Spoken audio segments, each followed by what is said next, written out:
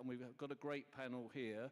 I'm just going to briefly introduce their names and then hand to them to do an introduction and start. So on my immediate left is Angelo Cicogna, who's Director of International Relations and Economics Directorate at the Banca d'Italia, which is one of the very few send-country central banks that actually publishes remittance data at both a province level but also at a corridor level. Next to him is Emmanuel Sesemambo, is that roughly correct?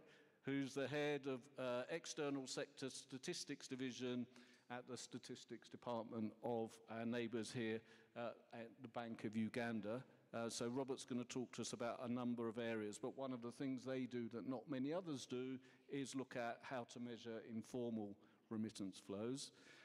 Next to Emmanuel is Veronica Studsgaard, who I'm sure nobody in this room needs an introduction to because I've seen her talk to everybody already, but wearing a number of hats. Veronica's really here representing the private sector, and she is the founder and chair of the International Association of Money Transfer Networks. So that's the international organization representing private sector operators, and will give probably a different perspective, or certainly share use cases.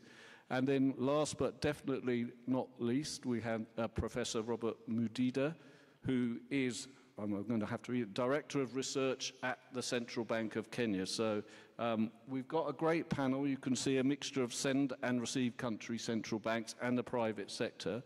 So I'm just going to go along and ask each of our panelists to do 3 to 4 minutes on their responsibilities and then some of the successes and challenges that they see, and then we'll go round to some further rounds of questions. So Angelo, perhaps we could start with you. Excellent. Yes. Good afternoon. Thank you for the introduction.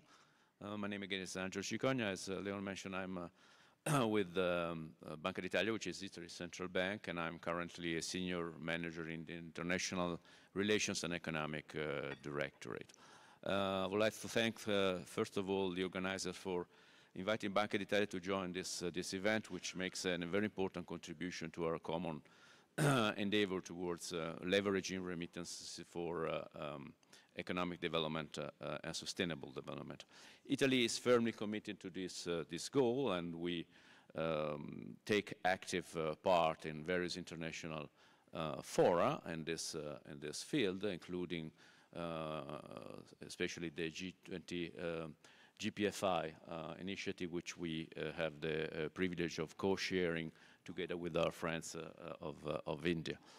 Now, again, on a personal note, let me tell you that I'm very excited to be back in Africa after some time. This is the continent where I spent some of my most rewarding years back in the early 2000s when I was posted in Cairo as a field coordinator of a technical cooperation program with the Central Bank of Egypt. I don't know if there is somebody from Egypt here, but I'm glad to be back. So let's get down to business. Just to frame my contribution to our debate, let me just briefly provide you with a snapshot of Italy's remittances landscape.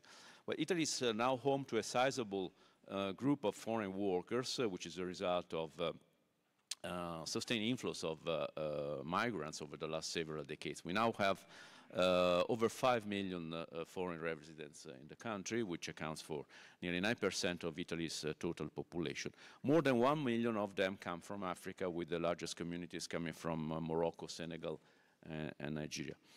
Now, of course, Italy's foreign residents generate a substantial flow of outbound remittances, which make Italy one of the largest sending markets in Europe, and I would say also globally.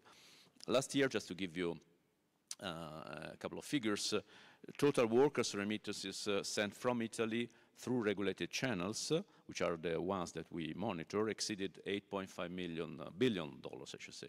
And 2.2 of them were sent to Africa. In terms of the market structure, MTOs are the main providers of remittances in services in Italy. Cost of remittances has been materially moving over the last several years towards the SDG and G20 targets, although like in several other countries, progress has been slower lately.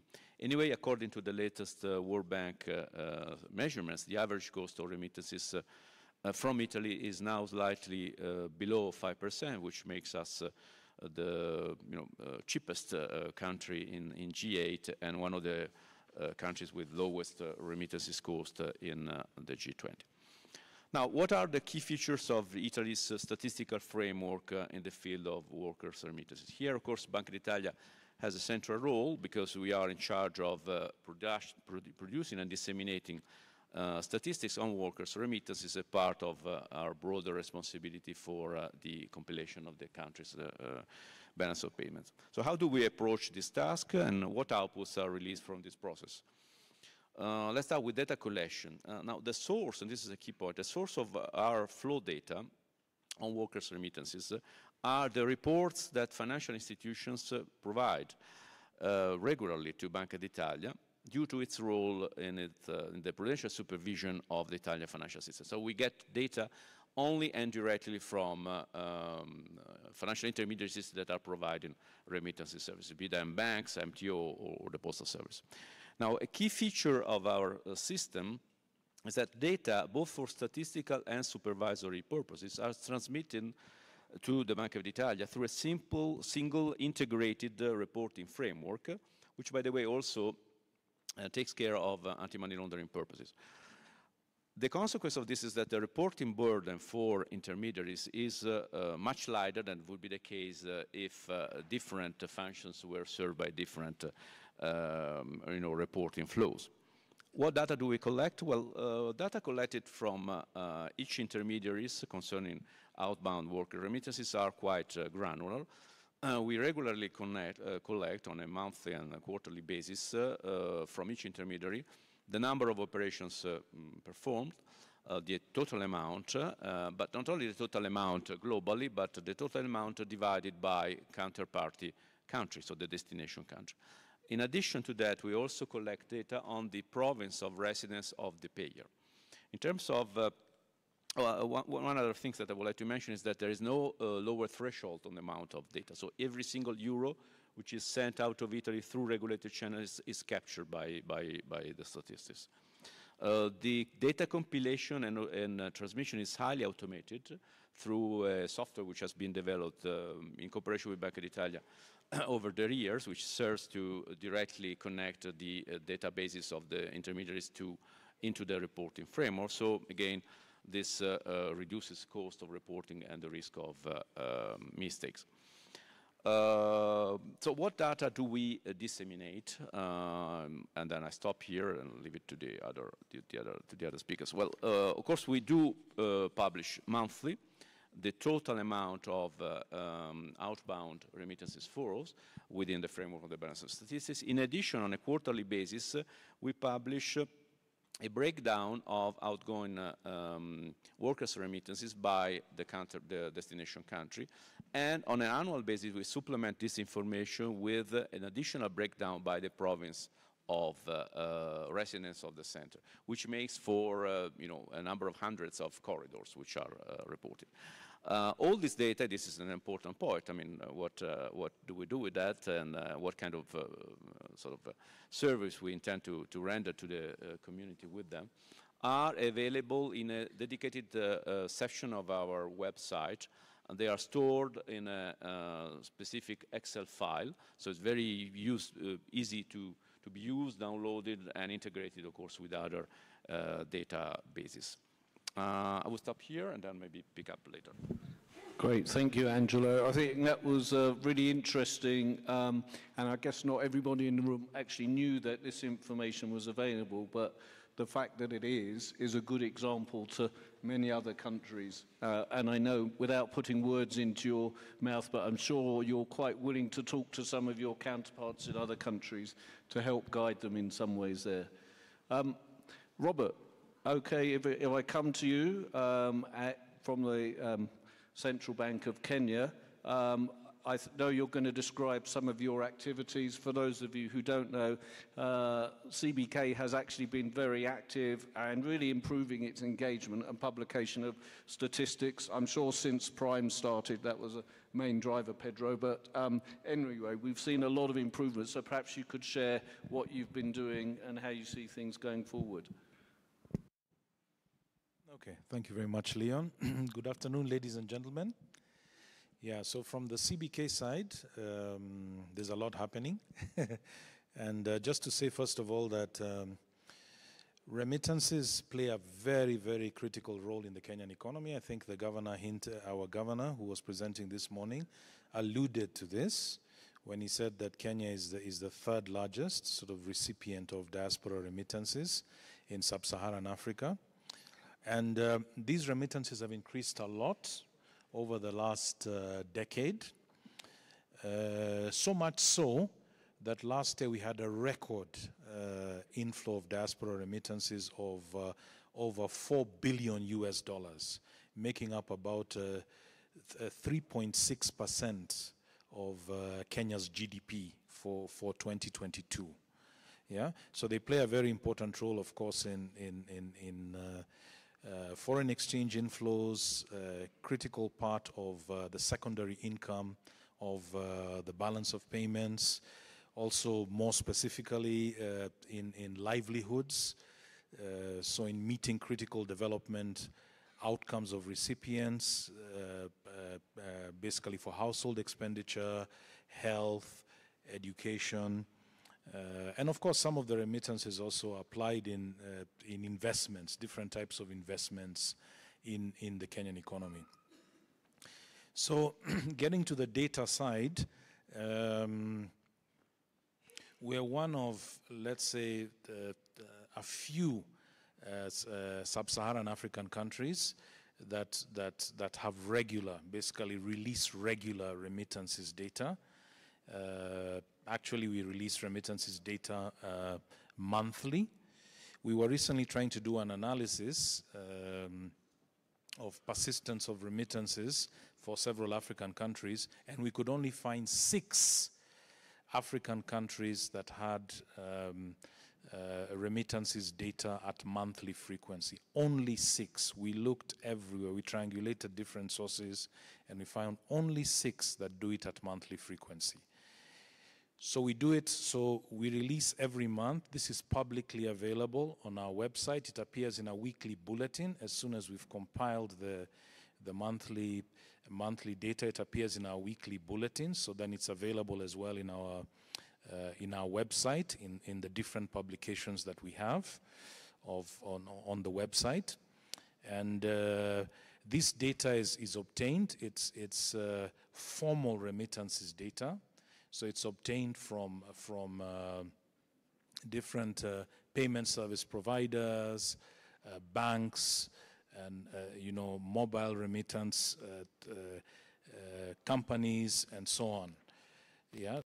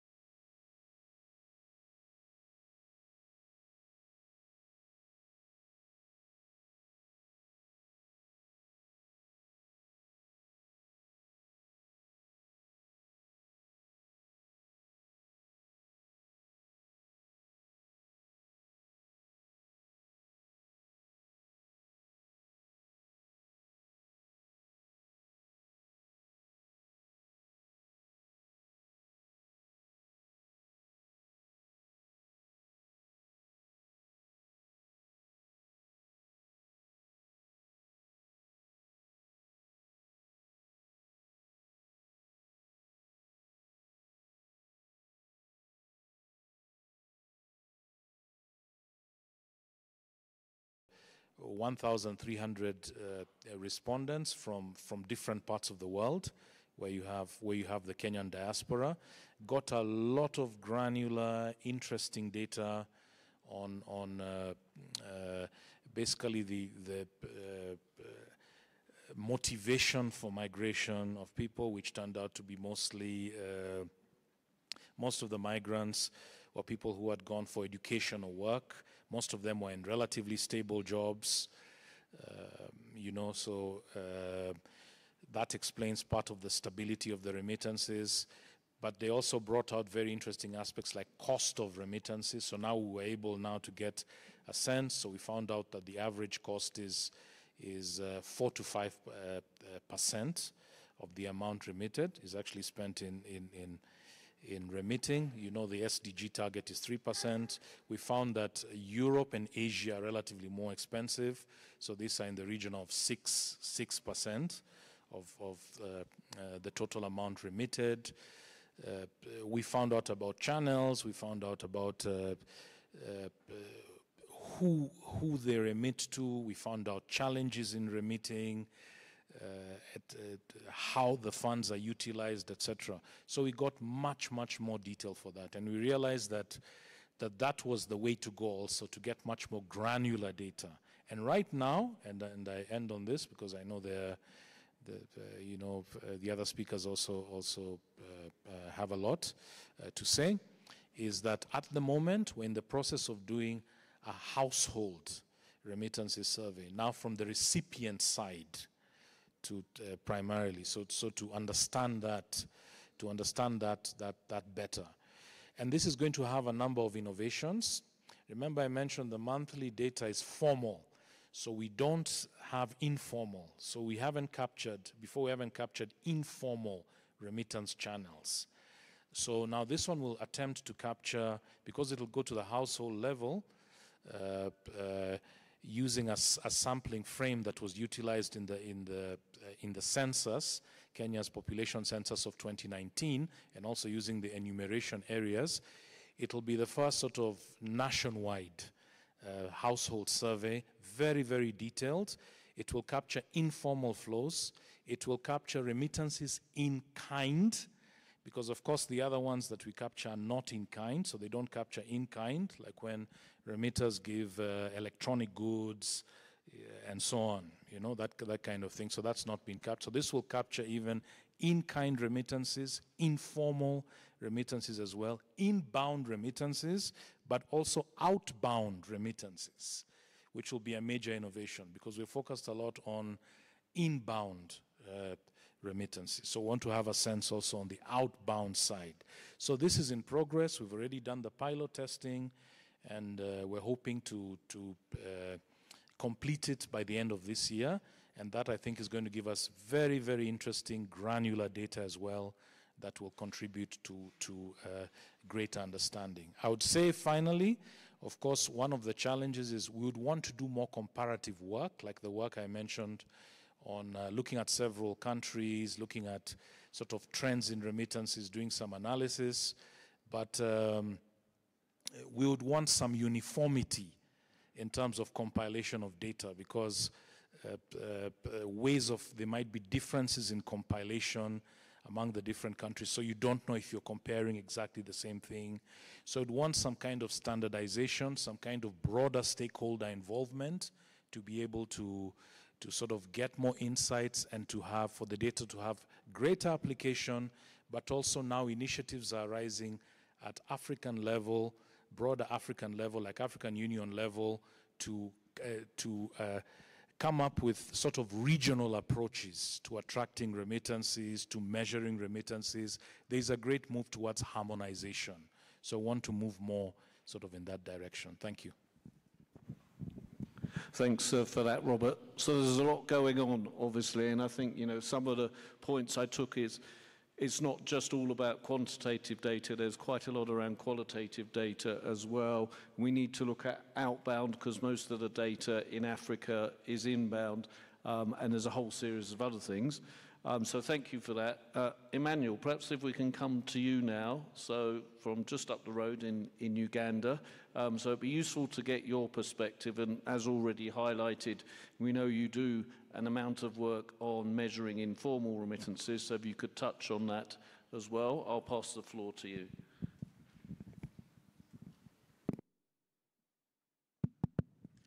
Yeah, thank you, moderator, and good afternoon to you all. Well, the picture for Uganda is not any different from what has been presented by the previous speakers in terms of the benefits of remittances to the economy. That is pretty much standard, so I'll not dwell on that. I'll focus more on the data side of things. First of all, when collecting data, we are really looking at data required for policy decisions and analysis. So the context in which this data is collected really rests right there. So we've focused really on two sources of data over the years: the remittances service providers data, which has been mentioned by the previous speakers. Now here, what we've done in Uganda, we've designed a template which is shared with the remittance service providers, who then submit that data to us on a regular basis. But like it's been indicated by both Angelo and Robert, that data comes in on a timely basis because you get it every month, but it has a few limitations, as you already know. One, you don't get a lot of detail regarding the flows. You will have the aggregate figure, this much from such and such a country, or that much going to the other country, but that's just how far you can go with that data. Now, the other sort of limitation we've had with that data is that sometimes there's a bit of misclassification on the part of the compilers. So they may include a bit of non-remittances flows in their data. So that's another limitation that we've seen with that data. So in light of those limitations, a decision was made a couple of years ago, actually as way back as 2006, to try and look at the other side or the other sources we could have at our disposal. And that's when we decided to start a remittances survey. Now, this survey is a household survey similar to what Kenya is about to start. And being a recipient, a predominantly recipient country, we focus on the recipients. So we select a nationally representative sample and interview the recipients of these flows. The questionnaire is quite detailed, so we collect information on the recipients themselves, characteristics of the households. We collect information on the characteristics of the senders themselves. Then we get down to the flows. And in terms of the flows, we will collect information on the nature of the flow. Was it cash or in kind? How much was it? With what frequency is it sent? How was it used? How was it sent? And what was it used for? Why do you prefer one channel as opposed to the other? So the questionnaire is quite detailed, and we do get a lot of information from the recipients. Now, that information has helped us to understand the remittances that come to Uganda a lot better, because right now we can tell you where, how much, and who is sending. And any trends that appear in the numbers can be properly estimated. The only limitation, or one of the biggest limitations, has been the timeliness of the data. Because this is an annual survey, so we conduct it only once in a year, and you get the results after or with a lag of a year. Of course, the other limitation that is known for surveys is cost, because it is a national survey, and that comes with a high cost. So you must be ready to look at those costs as you plan to dig into remittances. The other bit that we do collect, it has been mentioned by the colleague from Kenya, is detail on the in-kind remittances, because we do have a section in the questionnaire that collects data on in-kind remittances, and through that we are able to tell what sort of items are sent in kind, how they are sent, and with what frequency, and all other details that come along with that kind of, with those kinds of flows.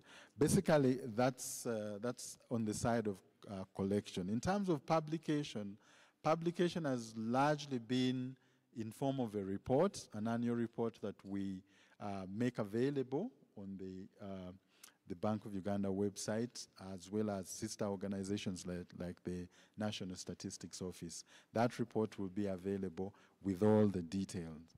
But in case any other user of data would like details that are not in the report, there is an avenue through which they can get access to that data through writing or sending an email to us, and then we will address that particular data requirement. I think I'll leave it at that for now and hand back to you. Great. Thanks very much for that, Emmanuel. I mean, very interesting, and particularly the survey basis, which can give us lots of information, but is expensive and takes a long time and a lot of planning. So not for the faint-hearted, but again, expertise here that can be drawn upon. Veronica, I'm going to come to you. You're sort of representing the other side of this utopia of data that's being produced and is available. And perhaps you could share from the private sector side, I guess, what is the absolute need for data? Give us some use cases, and I think also perhaps share some of the challenges that the private sector has, either in accessing data or in the demands for providing data, and also. Over to you. Thank you very much, and good afternoon to all. Thank you very much for the presentations. I mean, I'm delighted to see how much data is being collected. From the private sector, I have to say I come with a more pragmatic point of view. So I want to say data is crucial for us because it's what enables us, to align our strategies with actually customer needs, and at the end of the day, achieve these global development goals that we all have been discussing today, and we will be discussing in the next 2 days. So I also come with a double hat. So from the private sector, we are the source of data, but at the same time, we are the users of the data. And it's something that is we also at IMTN as an association, we also collect data from the private sector. We analyze it and we produce reports. These reports are shared within the industry at no cost. But we discuss with the private sector a lot about the needs of the data, what they need from that data. Some of the challenges, we face many challenges. We face challenges even when we want to do our reports and collect data. So we go through the challenges of how fragmented the data is. How many providers do we have? Do we have to go through remittance services providers, digital providers, banks, post office? Where do we collect the data from? Then methodologies, then definitions. If you're in different jurisdictions, the way the data, the remittance services providers collect the data or have the data to report to the regulators is completely different. So we work with all that. So I completely understand the challenges that you guys face when collecting the data. The other thing that I have to say we found from the private sector is, even though there is data available, because there is. It's not just the data from the regulators. We have NOMAD that provides the development and migration brief, then price remittance data, and IFAD that produced the remit scope that we heard today about it. So there is data, but we find it difficult sometimes to find it. So I think we have to work together, private and public sector, in collecting this data, analyzing the data, but also a way to disseminate it. Sometimes it's a challenge for the private sector. When your job is not purely to connect the data, we are working on making these flows arrive to the beneficiaries on time, at low cost, and transparency, and working on all these other things. And it's a challenge to find the data. So if I know we have 4 minutes, but you know, one of the things I can say a bit more later. I think we need to work together on this. One of the things I would like to ask is for partnership between public and private sector, and I will leave it there. Okay, thanks, Veronica, because actually that was going to be the next question. We'll come to that in a minute. But I think, you know, you highlighted a number of useful points there. One is, from the consumption of data viewpoint, it's actually quite difficult, even though data is published, to actually know it exists. And I know the team that developed RemitScope have been working probably for 1.5 years on collecting the data just for the continent of Africa. And, you know, some things are publicly available, but they're not easy to digest. And they're often, even if they're made publicly available, they're not done in a way that's designed to be useful for the public, for the private sector quite often, who would be a good consumer of this data. The other point I think, Angelo, you made at the beginning, which was interesting, is that there's a simple interface from the remittance company into the Banca d'Italia, including at the same time the provision of data for anti-money laundering purposes. And we know that in many countries, the regulated entities have to provide this data on a regular basis, and this data would or has the potential to provide some very useful flow and trend and analytical data at a corridor level, and perhaps even less than that. But very rarely is that ever published in a consolidated way that would not damage any AML process or anything. So I think, you know, data is being collected, but often it's not being analyzed or disseminated, and often it's being collected by a different department. All of you here are representing statistics departments, and you're really keen on numbers and providing the thoughts and analysis. So anyway, perhaps we come to, and Veronica, I'm going to start with you as you went last time, is you mentioned about coming together and sharing data, but do you have some either thoughts about how we could do that? I mean, Robert mentioned about standardization and so on, but it would be useful to understand from all of you how we could take a partnership or work together to provide better data for all. That means I can ask what I want. Okay.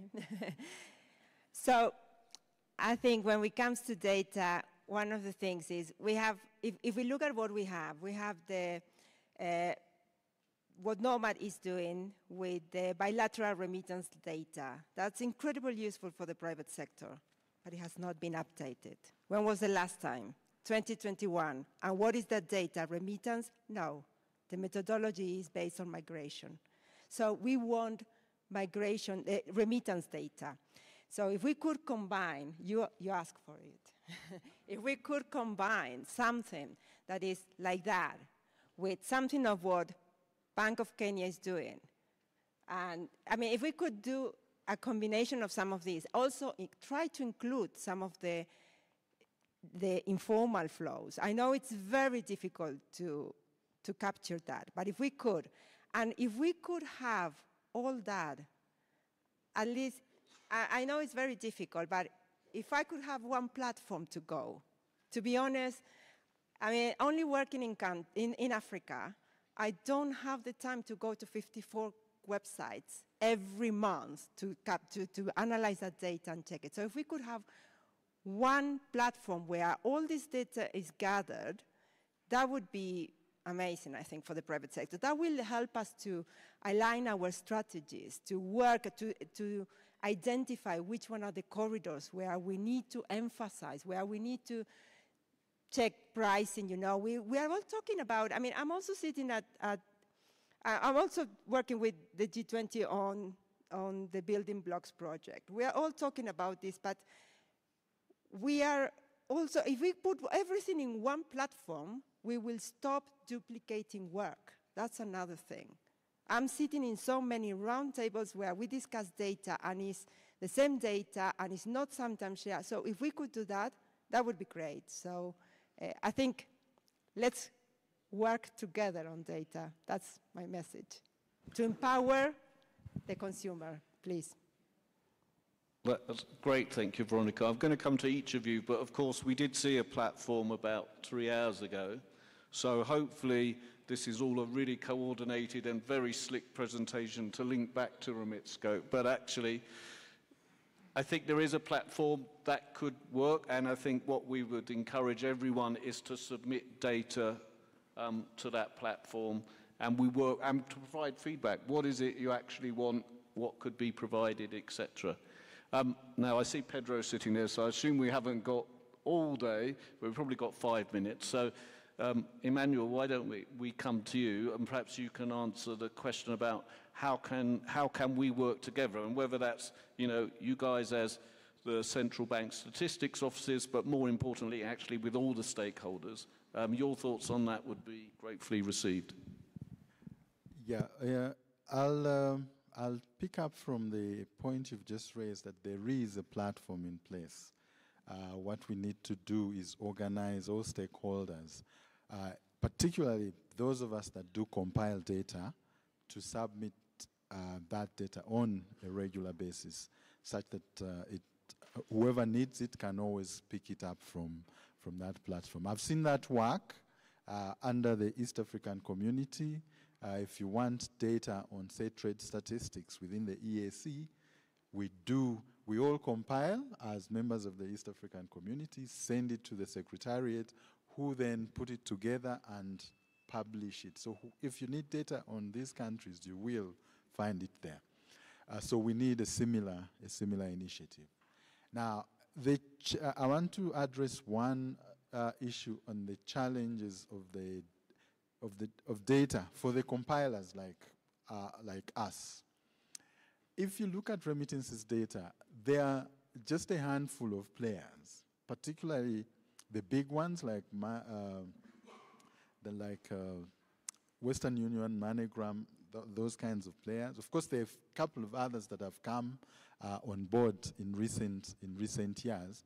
But if you pick those, they're still not very many. So if you organized them, because all the data that the RSPs in the various countries report is somehow linked to these ones. So if you tap at that level, such that these people provide data for each of the country, of course that will require some coordination with those RSPs and those service providers as they were. But I think that should be the way to go. Once we tap the data at that point, then we are sure we'll have consistent data, and we won't have issues of Uganda is reporting 1 million as sent to Kenya, and Kenya has only 1,000. I submit. Great, thank you. Yeah, I think you're exactly right. It's a lot more around coordination along corridors, I think, would make a big difference.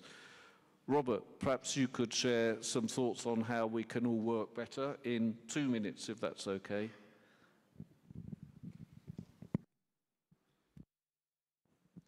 Yeah, I'll try to stick to around 2 minutes. Okay. Is that a statistical 2 minutes or an exact 2 minutes? There are margins of error, eh? Okay, so first is to say greater applicability, utilization of data comes with, first of all, involving a broader range of stakeholders, even when you're collecting this data. So we realize this, and for example, in the household survey that we're developing now, we're doing it together with the Kenya National Bureau of Statistics, which is very critical, especially for the sampling frame, to find out then who receives remittances, who sends, but also a new player there, and very interesting one is FSD, Financial Sector Deepening. Yeah, so they're participating in this as well, and you know they do a lot of work collaboratively with us and other stakeholders on financial inclusion. So by involving them, then you can ask some very relevant questions related to financial inclusion, related to impact of remittances, and so on. And so I think broader range of stakeholders, even as you're undertaking the survey. Then building on what Veronica said, more engagement with private sector. In the case of the Central Bank of Kenya, we've done this recently because we're developing a central securities depository where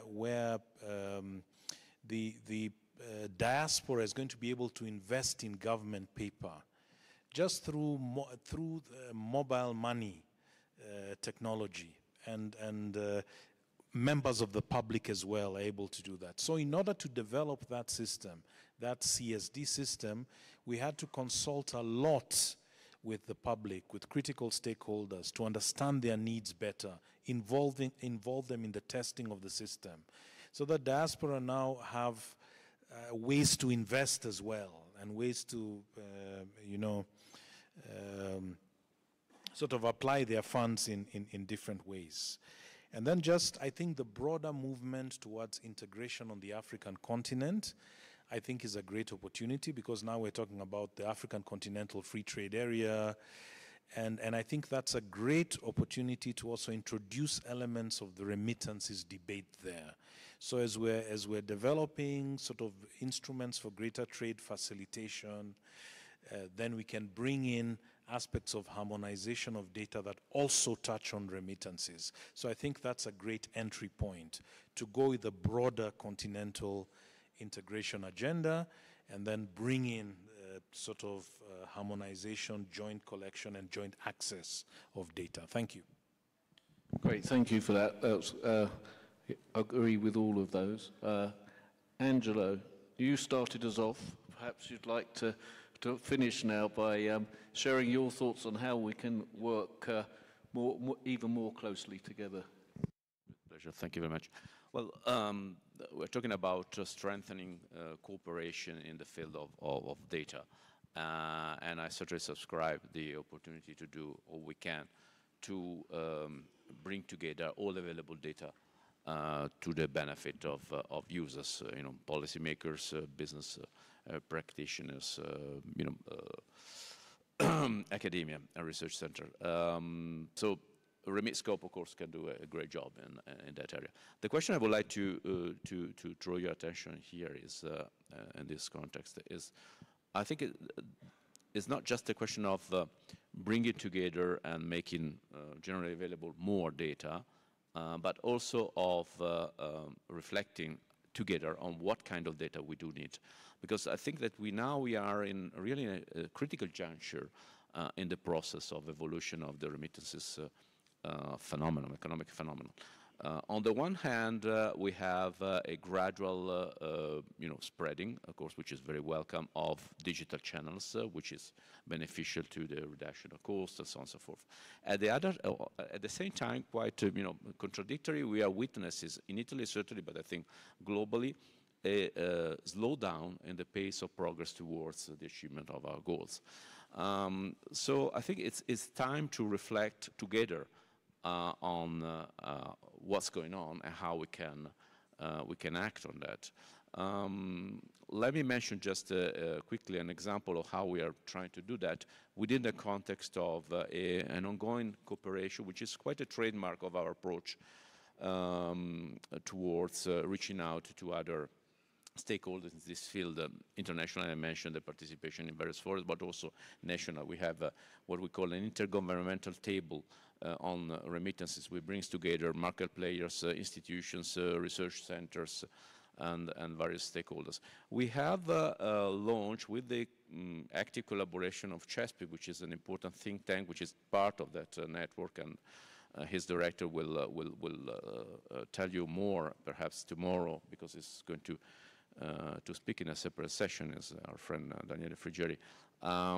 So within that framework of cooperation, and thanks to the fact that we have that framework of cooperation, we were able to launch a survey with market player on quite sensitive issues. On the one hand, their own experience in the take-up of digital channels in their product mix, and on the other hand, the comparative cost structure that they are having with respectively traditional and innovative distribution channel. The purpose of this is that to have collectively a better understanding of what are the forces of play, what are the key areas that we should address to address the challenges that we still have in progressing to our common objective. Thank you.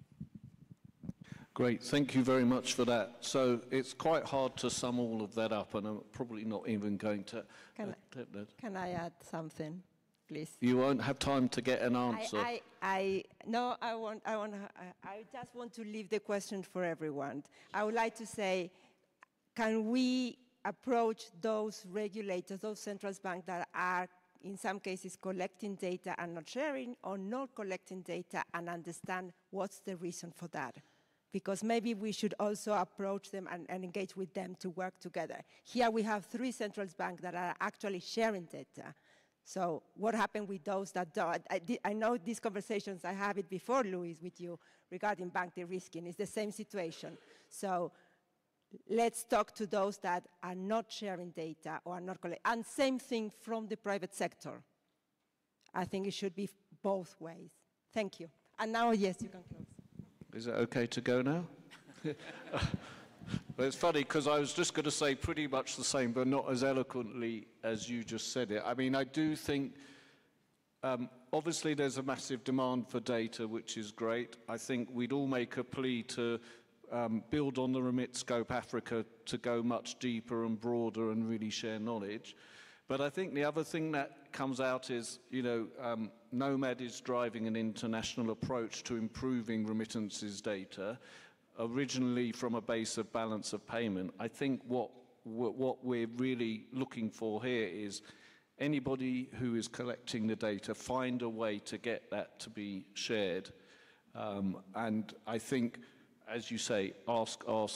But I think also maybe I'd ask for all of the gentlemen from the statistics departments to try and find ways of getting useful data for other stakeholders that is already being collected by the anti-money laundering areas and so on, in a way that doesn't actually, damage any national security or anything. But I think there's a lot of data being collected, we're just not seeing it. And that's what anybody in this room, if we were told there's X amount of increase in flows to this country, or mobile has moved from 30% to 60%, people can start making proper business decisions, and that will help us reduce remittances and so on. So I think we should thank our very engaging panel. I wish we had longer, but you did a great job, so thank you very much.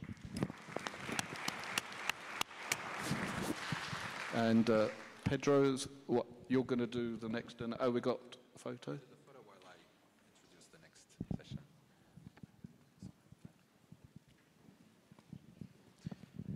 So while we have our panelists taking a photo, this is the moment where, this is the moment of choice. You need to decide. Do you care more about remittances or diaspora investment? And if you came as a team, then the problem is solved. If you didn't, well, you should have. So the remittances track, central bank digital currencies, blockchain, and cryptocurrencies in the remittances space, a reality check will be hosted here. And after the photo, I will invite the panelists. As for those that want to follow on the diaspora investment track, making diaspora investment market oriented, we'll need to go just across the call into the conference room 2. After that, we will go into a coffee break, and we will join back here for the last session on linking it with climate adaptation, which I think is going to be a fantastic panel. And after this, as I mentioned before, we will go for a reception. So thank you, panelists, and I will invite the next panel to come, to be moderated by our colleagues from the World Bank. We introduce them and give any feedback about the background? Or...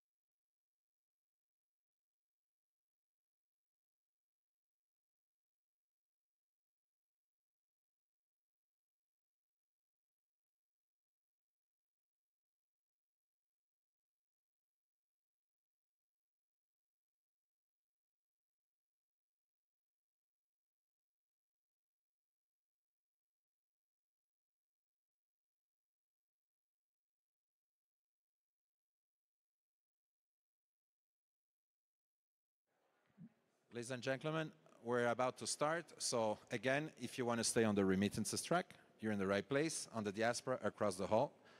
And I believe we can start. Thank you so much. I'd like to say that I love Nairobi. So whenever this is my fourth time to Nairobi, and it's always a pleasure to be here. And I'm looking forward always to come again. So we have a session about a couple of very vague terminologies, actually even for me. So we will talk about things that I don't really understand very well, but the gentleman will explain to me. So we will talk about blockchain, cryptocurrencies, stable coins, and central bank digital currency. Those are some of the new, I have to say, terminologies, but as well products when it comes to the financial system. And the focus of us will be on the impact of those products on the remittances. I have a very distinguished panel with me. Barry Cooper. Barry is the technical director of Semfree. I have as well Richard McKay. Richard is a principal manager, trade and exchange department in the Central Bank of Nigeria. I have Alan Martin, head of consulting and CBDC lead in Tails. And finally, I have Chris Ostrovsky, Chief Executive Officer and founder of Soda Public Digital Money. And myself, my name is Ahmed Faragallah. I work for the World Bank, and I focus on payment systems in general, and specifically maybe in some of the innovative products like CBDC and others. So maybe let's maybe check first. The blockchain, the first, part of what we need to talk about. Blockchain is a database. So blockchain is nothing more than a storage of data. So if you are familiar with databases, blockchain is another form of a database. It's a place or a number of files where you store data. Why they call it blockchain? Because every few records or every amount of information that you add to the file, it just creates a block, and this block is somehow encrypted and somehow locked, so you cannot change it in the future. So doing so, by having a blockchain, people found a way to ensure that whatever they will put in the database will not be changed in the future. So whenever you store the data, it's very hard to alter it or change it. This is the very simplest way of the definition of a blockchain. From blockchain came the first maybe a product of the financial. By the way, in the blockchain, you can store anything. You can store informational data, you can store medical data, you can store anything, but you can store as well financial data. The first product that came maybe very famously from the blockchain was the Bitcoin. Bitcoin is simply a product, a financial product. It holds some sort of ownership of value. Of this value itself is no one created, no central bank created this value. So it's created by machines. But in a simple way, the Bitcoin is a way, if I hold a wallet with a Bitcoin, then I have some value, I have some funds, and I can transfer it to others. This is maybe the first product that came out of the blockchain, financial product, and this is what we call a digital or cryptocurrency. So the first part here is the cryptocurrency. Let me maybe go to first start with Barry. Bitcoins used by very few people or some maybe organizations in sending remittances from one country to the other. Do you think that this is, I have to say, a way that would bring value to the end users, bring value to the whole community, doesn't imply risk or anything like this? So maybe you can give us a little bit of some information about how Bitcoin could be used in sending remittances, and what are the value and the risks associated with Bitcoins? Sure.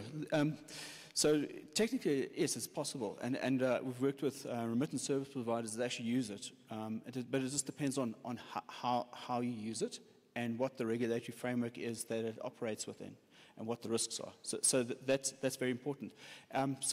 Particularly some of the remittance service providers that we use, they use an exchange, and then they intermittently use, I wouldn't say Bitcoin, but other value or virtual assets. The reason why we don't really call them currencies is because they don't have any kind of, as you said, there's no liability. Who's liable for the value? It's just an asset. It's an asset like any other commodity. So it's a virtual asset. So you use the exchanges, and it's at the point of exchange where a lot of the regulation really needs to happen, where the framework needs to happen. And currently, it's actually even difficult to register those remittance service providers because they neither trade in foreign exchange or they don't trade in currency. It's a big problem. And so what we have seen is that some of them just operate lawfully, but in a vacuum. And so those are some of the issues. The other issue is in terms of having the proper regulated exchanges on each side of the transaction, and then the ongoing regulatory frameworks that really look at the risks. Who's going to pay out these risks? What happens if the intermittent transfer has a big adjustment in terms of market value of those? So there's a lot of volatility in these things. And so who's on the hook for this? Who's liable? Ultimately, the consumer's going to pay for that. But what are the implications? So what we have noticed is that these value-added service providers can go get issues. The remittance service providers themselves can get into issues because of they really don't know how to register them because there's no liability. What are they trading in? It's not foreign exchange. So there's a lot of gray areas around it. But does it work efficiently? Yes, it works very efficiently. And from the remittance service providers, we've seen it's added an immense value, but that value does not really include a discount for the risk that they face. Thank you, Chris. Maybe the point that Chris mentioned regarding the volatility of the price of Bitcoins or cryptocurrencies led some people to move actually two major aspects with the Bitcoins. The first one is the governance. So instead of being publicly owned, so in reality it's not owned by any specific person, they moved to a regime where there is a governance, there is an entity or institution in charge of the issued crypto asset. The other part as well is that instead of keeping the value of the Bitcoin volatile up to the market, it could be $60,000 US dollars or $8 US dollars, and it goes up and down. Now it's in the range of 20s if you are investing. They added some sort of what they called a stabilization mechanism behind the Bitcoin. And from here came a new type of crypto assets which is called stable coins. Stable coins is another type of crypto assets, but it has two major, from my perspective, two major issues. One issue, or what major I have to say differences from the Bitcoin. The first difference is that it's issued by an organization, or an organization is in charge of it. There is a governance behind it. The second part is that it has a sort of a stabilization mechanism, so the price would not volatile up and down. Let's maybe go to Chris. From your perspective, what would be the value of stable coins in remittances business, and again, what could be the risks behind them? Thank you very much, Ahmed. And before I just answer that question on stablecoins, I just wanted to say that before we started, Pedro actually said that, you know, there'll be a big difference in the level of knowledge in this room. Some people will know a great deal about Bitcoin and blockchain, and other people will know very little. But as I look around, I can see very many wise people, and you have to guess how I know you're all so wise. It's because you chose to come to this session and not the other session. And because of that, you will get a free drink from me at the reception this evening. They're free anyway, of course. But I think the first drink should probably go to Ahmed, who actually grasped the nettle and tried to describe and explain Bitcoin and blockchain, which is a notoriously difficult thing to explain and describe. I've tried to explain it so many times, and that was one of the best explanations, so thank you for endeavoring to do that. Stablecoins do play an important role, and if we look at why the blockchain and why central bank digital currencies, CBDCs, are important in the context of remittances and in the minds of central banks, there are really kind of two reasons for that. First of all, if we turn the clock back to 2019, that was the year that everything changed. In 2019, three things happened.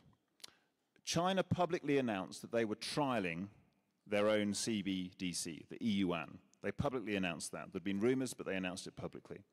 The second thing was that Bitcoin just became bigger, particularly in many emerging market countries. Bitcoin became a channel for remittances. It even became a store of value, and it was used for some transactions.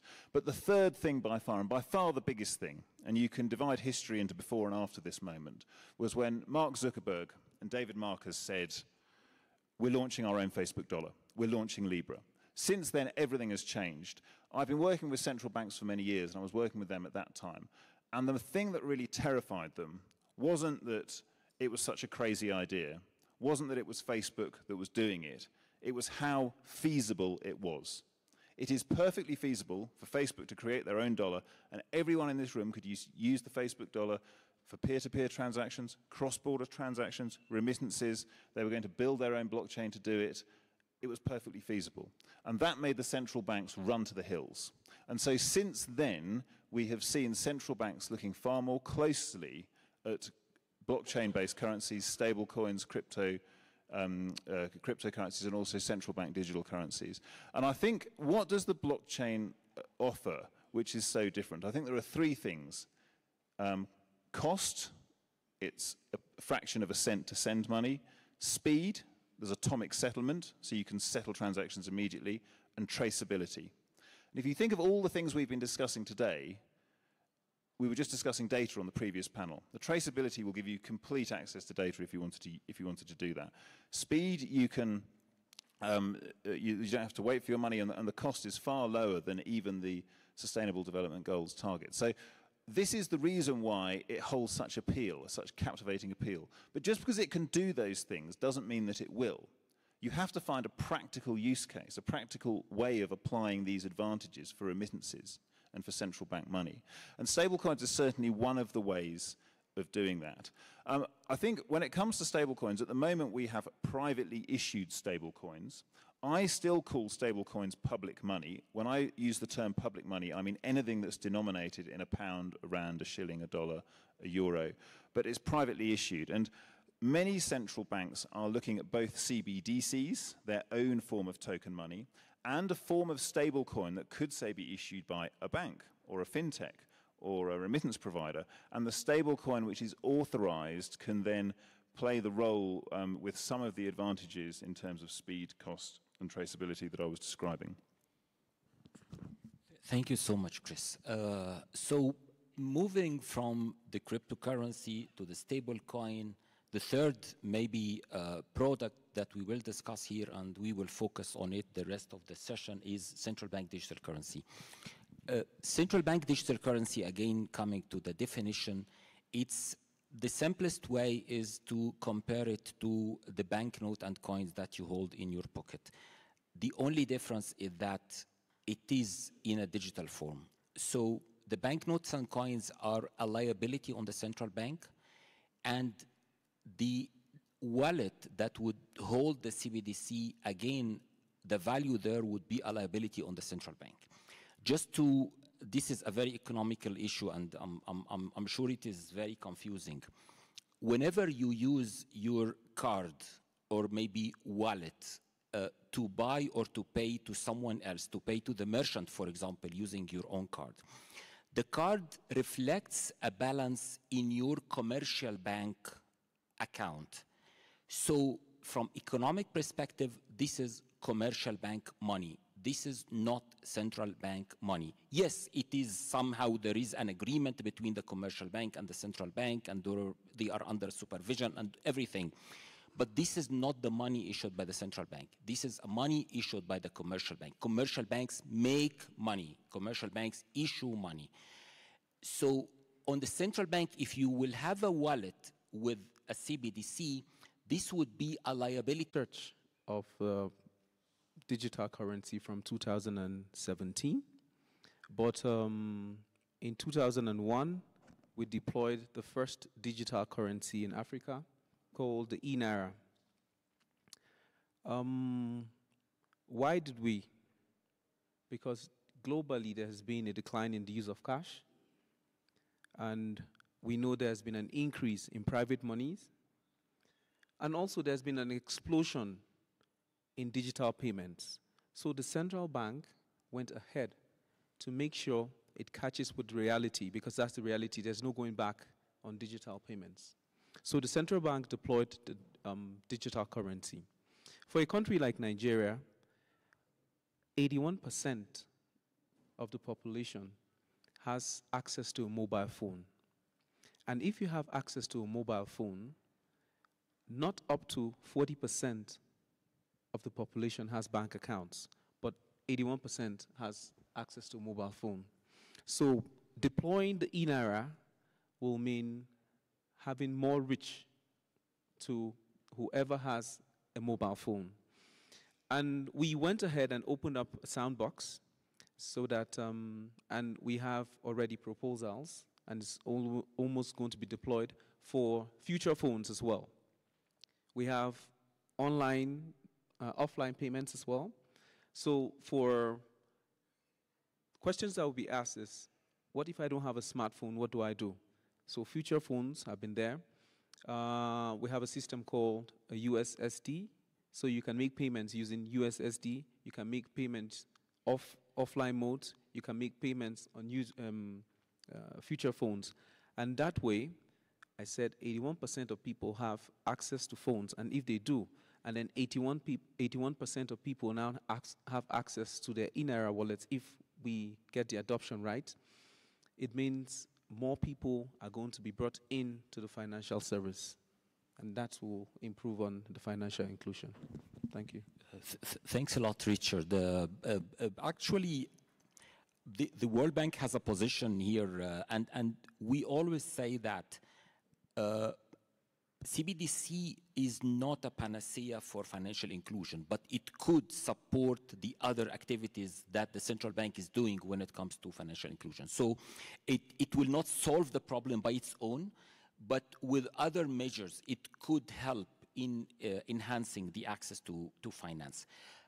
Alan, maybe, and you provide a sort of consultancy to central banks on aspects related to CBDC. When a central bank comes to you and asks if CBDC would help me in enhancing the remittances to the country, how you answer such a question? Yeah. Thank you, Ahmed, for the question. Actually, before I answer your question, I'd like to make a few comments on what was said before with regards to the other possibilities, Bitcoin, a stable coin, and I think there are important criteria to consider when you choose these new technologies to implement remittances. And one of them is energy consumption. I don't think you should choose a solution that's going to consume an enormous quantity of energy. And so that rules out Bitcoin immediately. And so this is, I think it's part of the #1 considerations. You're not going to adopt new technology that consumes as much power as a country like Iceland, or even larger countries, as a matter of fact. And the other one is speed, and that's going to start answering your question. Because if you choose this kind of technology for remittances, it may be interesting to consider what the recipient is going to do with the money it received. Is it going to cash out immediately, or is it going to transact with that money? And that leads to the CBDC question. And so if it's of interest that the recipient uses the money it has received to transact, in other words, not to cash out, but to pay somebody that will pay somebody else, and so on and so forth, then you get into transaction speed. It's got to be convenient. It shouldn't take too long. Okay, and that's also going to help you choose technology. Some implementations on blockchains are rather slow, so you have to consider that. Now, to come back to CBDCs, it's actually quite interesting to come back to the origin of remittances, really, because at the beginning, remittances were sending banknotes through the mail, send banknotes to somebody at home. And maybe they'll convert those banknotes, and so there'll be some foreign exchange stuff, but you send banknotes, before it became electronic. And so, in other words, those remittances were from public money to public money. You didn't go through commercial bank money. Today, when you use a remittance company, you go through commercial bank money. You've converted cash, which is central bank money, into commercial bank money, and at home, it was converted again to central bank money by cashing out. And so if cash is now digital, you can see that there will be, this is a major assumption because we are nowhere near CBDC deployments, by the way. But in a future where CBDCs are deployed, you could do remittances from CBDC to CBDC, and there's no need to go through a commercial bank money step. You just convert. Now, behind that assumption, there are a lot of things to do in terms of building this stuff and make it interoperate and probably standardize it to some extent. So there's a lot to do. But let's say that the promise of CBDCs in relation to remittances is that you could do something very simple. You just send CBDCs and they're converted to the local CBDC, or you convert them before and then you send them, So, and to continue on the question, and coming back to my point as to what do you do afterwards when you've received money as a recipient. Again, this is really a question mark for the audience, really, but is it of interest to cash out immediately, or is it of interest to continue using that digital cash for local transactions in the recipient's country? And so here you get into the considerations you were mentioning, for example, around offline payments, because that's what we do, by the way, at Thales. We're focusing on offline payment support for CBDCs. But it's interesting if you think it's of interest for recipients to be able to pay other people with the money they received rather than cashing out, then you get into these notions of, can I use it everywhere and anywhere at any time? And online transactions don't really answer well. They don't necessarily work all the time, anywhere, at any point in time. And so that's why it's interesting also to consider this offline use case, whether it's CBDCs that are going to be used or stable coins of some kind, but it's of interest to consider offline payments if the recipient is going to be enabled to pay with the money received. Thank you, Alan. Chris, let's assume that in order for two countries to have a CBDC arrangements between each other, we may have two scenarios. We might have a scenario where each central bank is issuing its own CBDC in its own currency, but they have an agreement between them, bilateral agreement between the two central banks, where they can exchange the value from one CBDC to the other. So for example, a person in Kenya working in France. In this case, he wants to send to his wife, who is based here in Kenya. In this case, he will have a digital euro wallet in France, and she will have a digital shilling wallet in Kenya. And there is an agreement between the Banque de France, or European Central Bank in this case, and the Central Bank of Kenya, and the transfer would happen directly to the central banks to the direct user. This is one scenario. But another scenario is if the European Central Bank allowed non-residents to have accounts or wallets in digital euro. So it would be possible, or it might be possible under this scenario, that the wife based here in Nairobi would have a digital wallet in digital euro. So considering those two scenarios, what are first the constraints of establishing those scenarios? What are maybe the pros and cons of both scenarios? If you can help me with this issue. Yeah, I'm thinking a lot of this.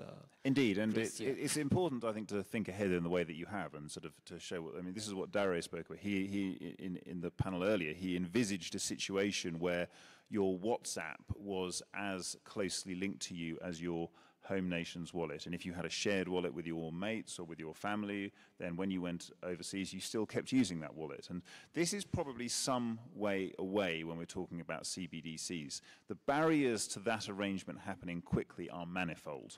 There's policy interoperability, there's technology interoperability. The eNaira has been built on a chosen technology. If in France or Kenya it was built on a different technology, there's that different form of policy interoperability as well as technology interoperability. So there are a number of different things that prevent that from happening quickly. What I think is often interesting to focus on is where this sort of arrangement is already working. And so some of the work that we've done at SODA has been with NGOs, where they have sent cash benefits overseas to countries in Africa, Asia, and Latin America. And in those countries, instead of receiving cash benefits once a week or every day, they have instead received a stablecoin on an NFC card or a stablecoin on an app.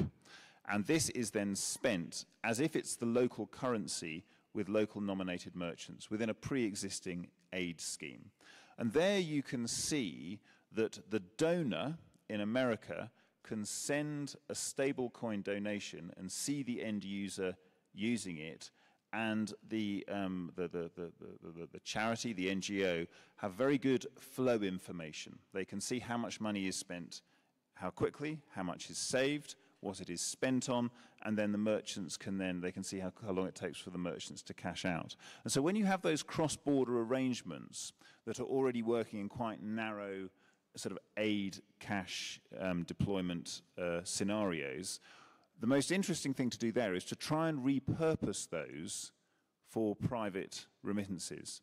So if a recipient of aid cash payments can then receive money from their friends and family onto that NFC card, then you already have a situation where someone with a particular, say, US dollar stablecoin wallet can already send money to the person who has the NFC card or who has the wallet that can receive those tokens. And if the central banks simply say, this is the local currency, then it is.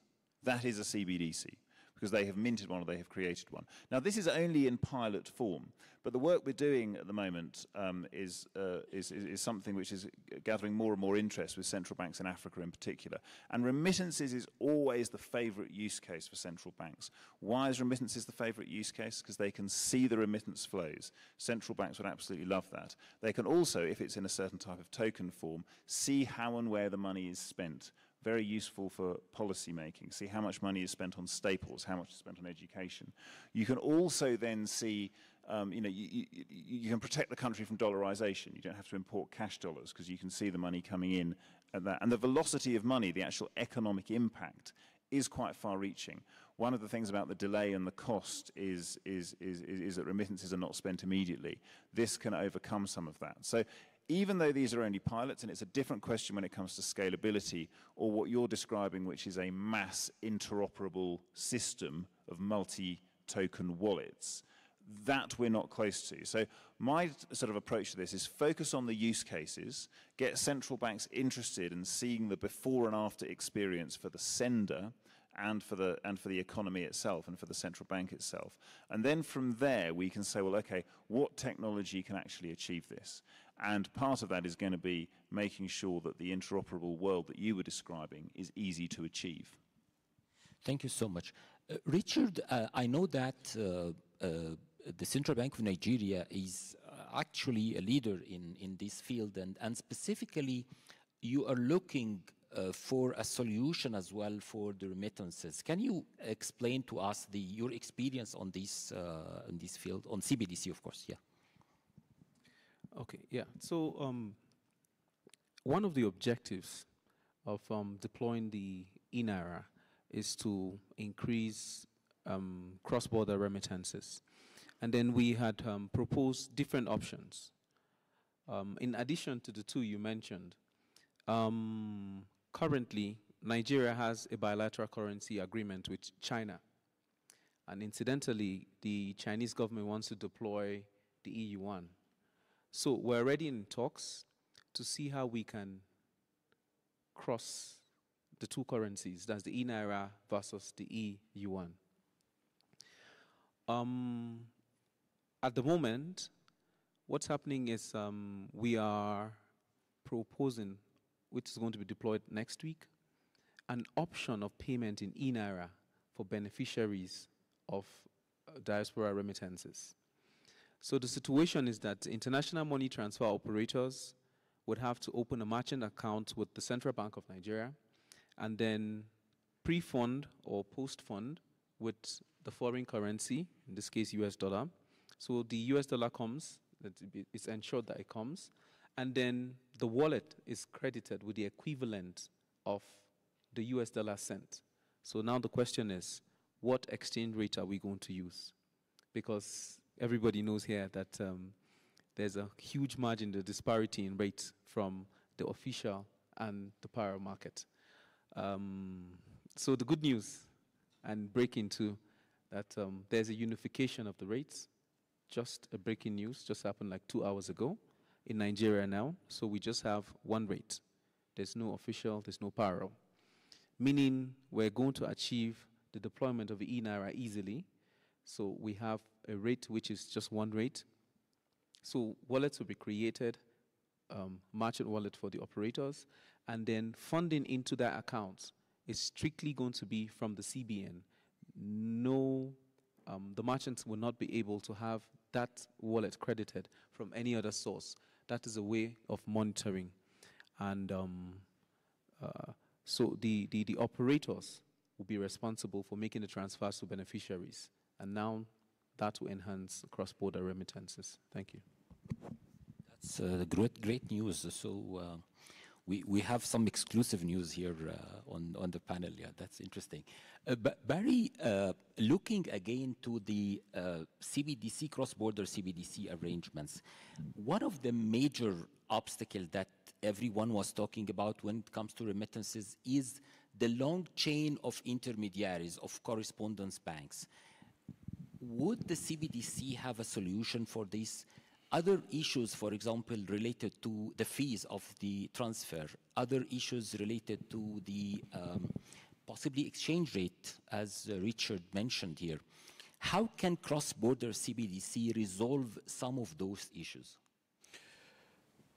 Yes, so it definitely can is the short answer, but the devil's in the detail. So particularly what you really need to look at is, you know, the way that currency, because it's fiat currency. It's fiat currency from a foreign jurisdiction ending up in your country. So that really does a bit of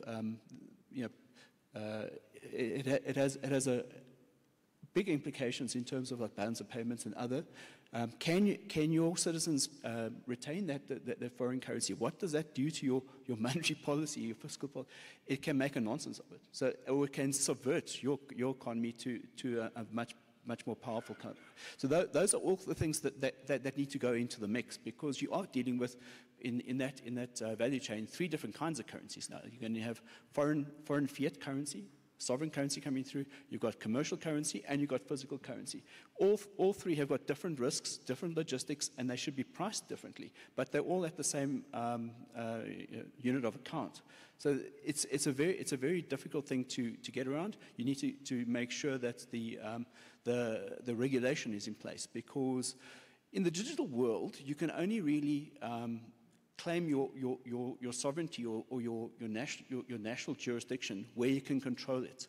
Otherwise, digital is digital everywhere, and that's a problem. So you have to be able to contain or control the interaction with people in the digital world in your jurisdictions. So what it is moving towards is ultimately probably limited potency of jurisdictions, but in the short term, this becomes quite a difficult problem to deal with. Can it work? Yes, it can work. You also need exchanges, but the big problem is that the existing infrastructure, yes, it was based on trade, and it's probably 100 years legacy, but it exists, and a lot of people rely on it. How are you going to phase that out if you've got a new system that short circuits the inefficiencies without the unintended consequences of whole systems collapsing is another issue. So yes, the short answer is this can work really, really well. It can take out a lot of efficiencies, but it's not as simple as the highlight would lead you to believe. Very true. Alan, maybe one of the models that they are talking about is that if, for example, we have Central Bank of Nigeria is issuing CBDC, why not Central Bank of Nigeria allow, for example, a bank in the US or in France to have access to the e-Naira, and based on this commercial bank that is actually based in France would receive possibly some euros in France from the remittance providers, or from the remitters, and then transfer it on, the bank itself, to the end user in Nigeria, in Nigeria here, who has a CBDC account. So instead of having arrangements between central banks, we can allow, or one of the models that are under discussion is that to allow a specific or a commercial bank to have access to the CBDC in a specific country, and based on this foreign commercial bank could act as a bridge between the one country and the other. So really that question should be directed to Richard, honestly, because Okay. it is a policy and regulation decision. Yeah. Technically, an intermediary bank in Nigeria, central banks, they generally don't distribute digital cash directly. They go through intermediary banks. And so nothing could prevent, technically, a Nigerian bank to be an intermediary of the digital euro, for example. Why not? And so they would have to have an agreement probably with the European Central Bank, but yes, why not? And then they would have access to digital euros in Nigeria. And perhaps even further, people could pay with digital euros in Nigeria, if we come to that. But I'm not sure this would please the Central Bank of Nigeria. And so you get into policies and regulations that will probably prevent that from happening, or allow it. I don't know. Not my call, really. Yeah. Richard. Richard, do you have an answer here? Yes. I loved how Alan concluded it. It's going to be at a disadvantage to the Central Bank of Nigeria. Why? Because we are, unfortunately, an import-dependent country. So we want all the dollar that we can get, all the foreign currency that can get, and preventing the foreign currency come in, it's a disadvantage to us. So we wouldn't support that. Okay. Okay, so back to you, Alan. There are realities on the ground, whether you have a CBDC or a normal foreign currency exchange or remittance sending. So realities on the ground include the how strong are the domestic networks, what are the exchange rates. So those things actually impact the remittances in whether they are happening through CBDC or other systems. Do you think that CBDC could tackle any of those issues, or those would still be obstacles in the implementation of CBDC? So I think if CBDCs are in place, it can simplify things probably greatly. The obstacles are putting CBDCs in place. It's a tremendous effort. I mean, I'm sure Richard can talk to that. It's a tremendous effort to deploy a CBDC nationwide. You probably have to change the law for a start, and then you have got to deploy all the technology and so on. And you've got to get adoption. You've got to get adoption. It's not an obvious one. And now, it depends on the country, I guess.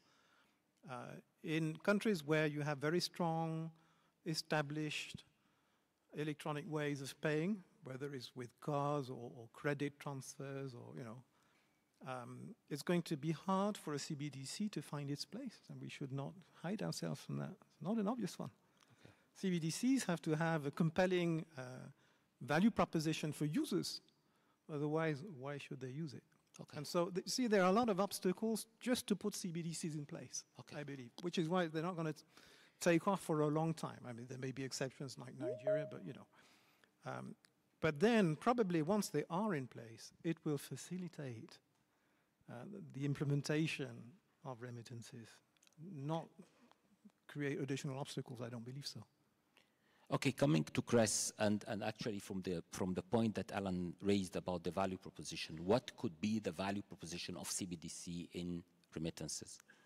Yeah, and everything that Alan and that Barry said there is very much correct. I mean, it's sometimes important, and I know, Ahmed, you have been very good at painting the future picture, but it's sometimes important not to start considering everything, because literally every policy area crashes into CBDC, because you've got the role of the dollar, you've got monetary sovereignty, you've got privacy, you've got anonymity, you've got identity, you've got cybersecurity, you've got geopolitics, you've just got every single thing here.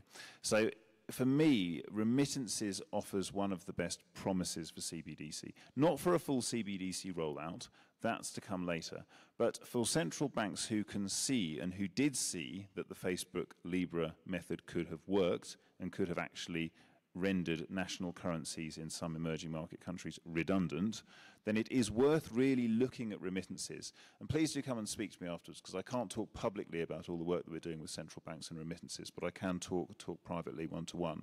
And so if you are in a situation where you already have some sort of system, either on an online or offline system, where people can cash out easily, where there's vendor acceptance already in place in the ground in your country, it's not actually a big step to say, let's open this corridor for remittances.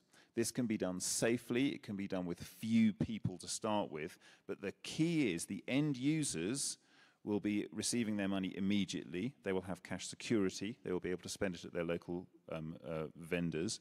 The people who are sending the remittances will be sending it for way less than 1%. Forget this, 6%, 8%, 10%. They'll be sending the money for way less than 1%, and that can happen now. Now, this is not something that you can turn on for a whole country, but you can see what the promise of this is, because it is really far-reaching, and you've got to start somewhere to get to this sort of land of future promise that Barry and Alan and Richard have been describing. So I'm very much in favour of starting with remittances in these places, so that you can really make a difference here. So please come and talk to me afterwards, and I can share a bit more about that. But in terms of the cost, the data, the ability to change the lives of the remittance senders and recipients, I don't think there's anything else out there that can have such an impact where it's tried as this form of token-based public money. It could be sending in stable coins, receiving in CBDCs. It could be, but the central bank has to be involved for it to happen. Barry, you have something to add here. Yeah, just in our research, we survey and we also speak to many central banks. I think there's 17 in sub-Saharan Africa alone that are running with programs.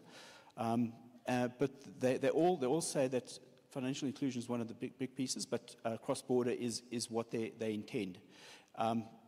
But more recently, what's coming to light is that a full rollout of CBDC entails creating a whole new ecosystem within the country to spend the money to have any kind of a utility out of the value that you're transmitting. And so there's now a large portion of central banks that are looking to use the interoperability aspects of it in country, and then potentially managing the hops across to other jurisdictions. And the interoperability aspects are probably the biggest and more closer goals of CBDC. So, for instance, just the general CBDC, I'm not talking about wholesale CBDC, talking just a general CBDC with a sufficient wallet class structure can enable payment service providers to interoperate seamlessly with each other outside of any kind of oversight, because they're dealing in fiat, they're dealing in sovereign currency, and they're dealing in their own money. So you don't have a lot of the risks associated with commercial currency. And so that kind of interoperability can really set a value chain on fire. That can enable choice. It can enable geographical distribution. Those are some of the key pieces, and I think that's the lower-hanging fruit that a lot of them are after. I think that's the thinner end of the wedge, ultimately, to broader CBDC ecosystems.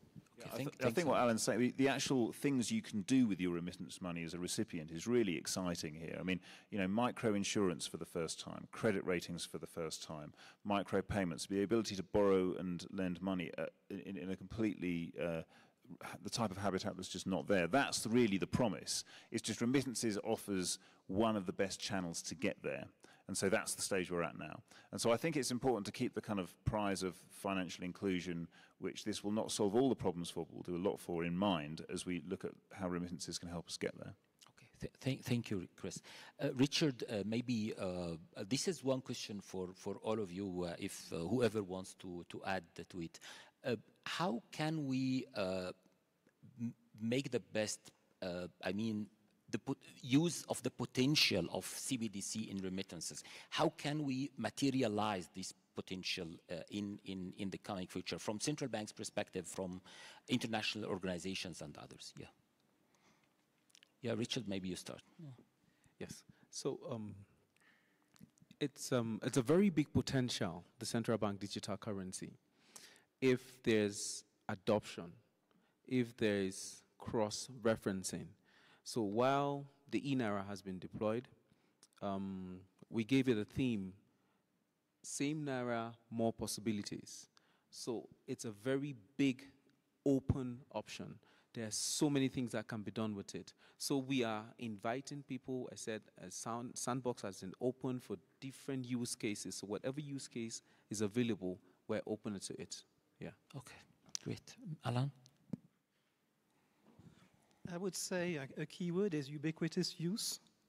In other words, the recipient of a CBDC-based remittance should be able to use it anywhere and everywhere at all times. And that may call for a variety of devices, not necessarily phones, and certainly not necessarily smartphones, because not everybody has them. So that's our view. I mean, we believe that it makes sense to have specialized devices that store digital cash that people can trust and that people can use easily at any point in time, even if there is no connectivity. So that's the ubiquitous aspect, which for us is key in adoption. Chris? And for me, it's the use cases. There has to be a before and after experience. Anyone who's got a CBDC or anything similar to public digital money in their hand that's like a CBDC must see how different it is from cash, how different it is from commercial bank money, and how that improves their life chances and opportunities. So a use case that shows a before and after impact is absolutely key here. So yeah, I think anyone who stayed to the end now gets 2 drinks, I think, at the reception afterwards, because we've got through all the blockchain and everything to get here. Thank you. Barry, thank you. So in the CBDC diagnostics we've done, we've seen that really what needs to happen is it's an economic circulatory system. If you don't have that in place, then at least the initial way is to do the business-to-business pieces, so that you wouldn't even know that you're dealing with CBDC. It just happens in the background. All of a sudden, your options become a lot better. You can interact between your e-money and other accounts. It just happens. And that kind of thing, I think, is the initial steps. And later on, the ecosystems. What you don't want to do is almost like wholesale replace everything that's there with a whole new system, because these are different kinds of money. So it's about putting in the background and making sure that things work efficiently, and then looking to do the harder things, like particularly the cross-border or forex hubs or electronic hubs and those kinds of things. I'll need to wrap up the session. So just back to the basic concept that we mentioned. Blockchain is just a database. You store data in it. From blockchain came the first cryptocurrency or crypto asset. That was Bitcoin. Bitcoin came from nowhere, but it has value, and you can exchange the value between different users, one from China, the other from the US, the third in Russia. In order to mitigate the risk of the volatility of the prices of Bitcoin and the unregulated environment of the Bitcoin, other institutions brought the concept of stable coins. Stable coins are issued by somehow regulated institutions, and they have a mechanism to mitigate the volatility in the price. By the way, stable coins, I cannot say it's 100% stable. It has a level of volatility as well. Then the central banks came in the game and started to say that, okay, why not we issue our own digital currency? Then it is, what is the difference between digital currency and the commercial bank money that you have in your, the card or bank account or mobile banking system? This is a direct liability on the central bank. This is issued directly by the central bank. Then one of the major use cases of this CBDC or the central bank digital currency is remittances. How they can do it, there should be a sort of an arrangement between 2 central banks, or maybe a regional arrangement among a number of central banks, where they can exchange the value of CBDC among their citizens directly. The major maybe promise that CBDC is bringing here to remittances is that it avoids the long chains of correspondent banking, because you don't have correspondent banking here. It's just from central bank money to central bank money. You don't have, the system would be open 24/7, so you don't have issues related to the delay of sending the transaction or waiting for one day or another. The fees may be minimal because those are arrangements between central banks. However, there would be a sort of maybe a commercial bank that is either taking the money from here or there. But at the end, CBDC would not resolve all the problems. Other problems exist. You need channels to distribute the CBDC. You need channels to redeem the CBDC. If I receive the CBDC, I want to transfer it into cash, for example, I need a channel to redeem the CBDC. There might be still problems related to the prices, black market prices for the exchange. In the central bank exchange, I think most of the central banks would not do. Actually, what Nigeria did is a very brave action, but most of the central banks would just exchange on the formal price, not the market price. So we still have a lot of issues associated with the CBDC, but it would actually help solving some of the of issues. I think this is the most session that the moderator spoke in. So I would be silent now, and you will. Thank you so much for the panelists. I think it was a great session. Thank you so much.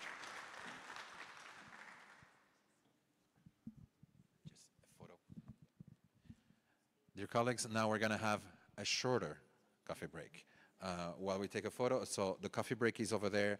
We'll ask you if we can make it on 20 minutes. You will hear the bell before we, and we'll shut off the coffee. But then we need to go for the last session of the day, the sum up, I think, in terms of innovative approach to this in relation to remittance, migrant contributions, and climate adaptation. So I will ask you kindly for the coffee area, and we will be calling back to gather in this plenary in 20 minutes.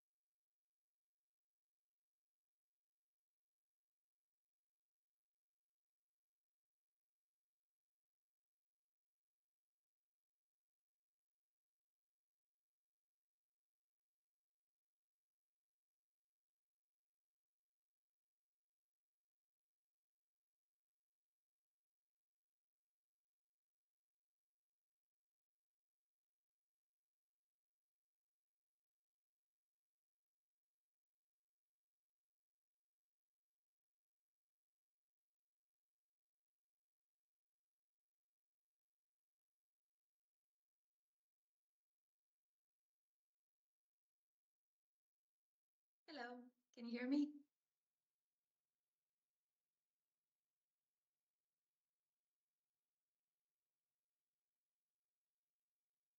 Hello.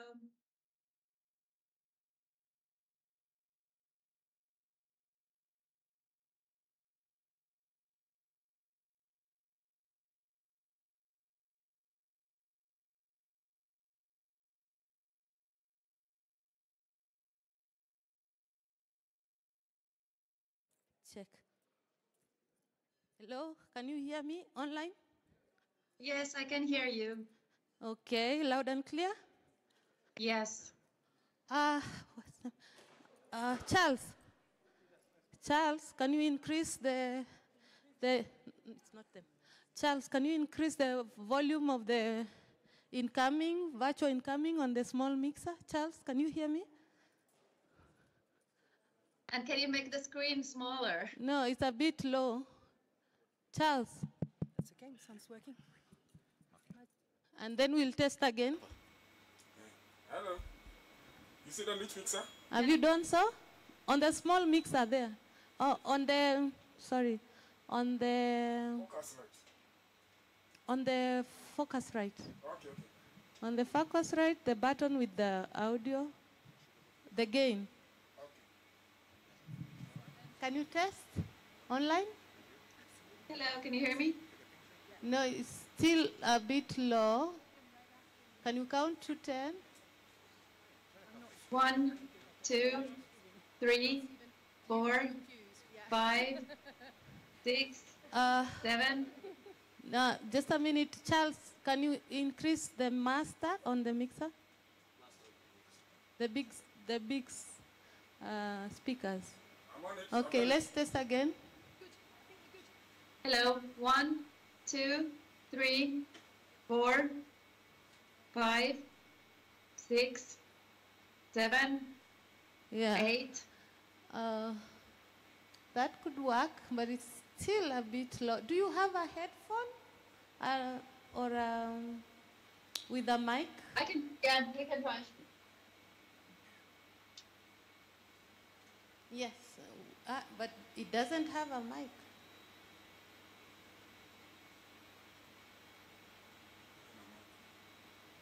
Hello, can you hear me?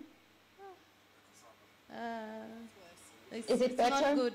It's not good because I think the mic is not the boom mic. That's why. Let's just use the laptop.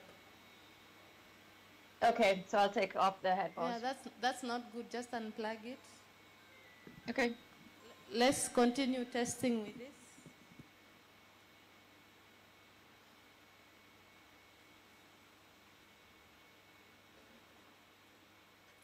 Okay, just give me a second. We'll test again.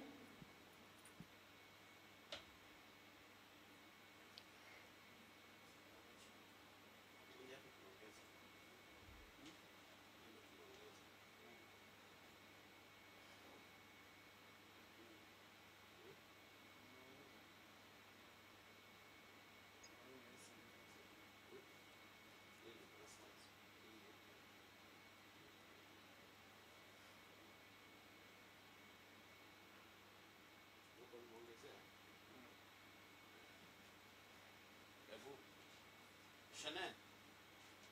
Chanel. Chanel. Kidogo sana. Na hata hapa iko mwisho.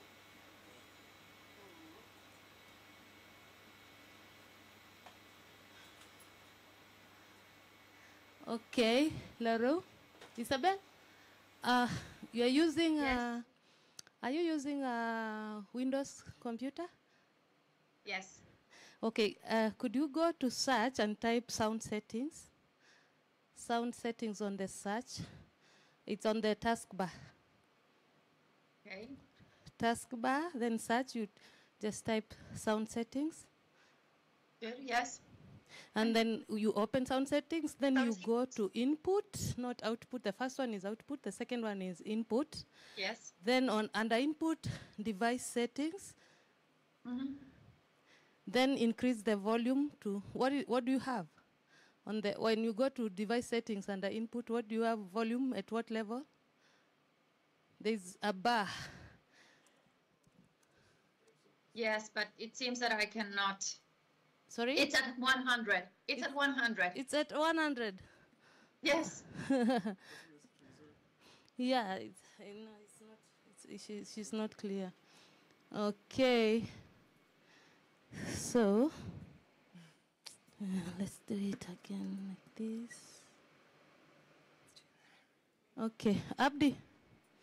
David. David.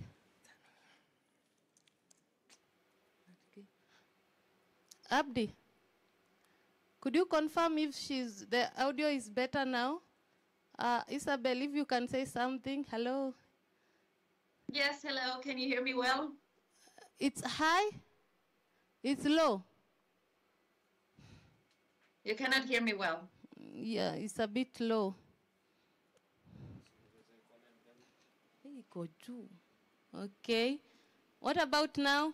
Can you test again, Isabel? Yes, hello. Can you hear me? Can you hear me well? Abdi? That's okay? Yes, can you hear me? Yeah, because here we are about to blast everyone.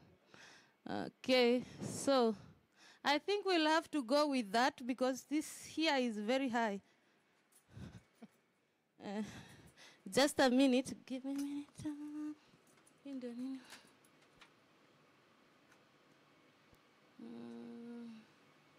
You made it.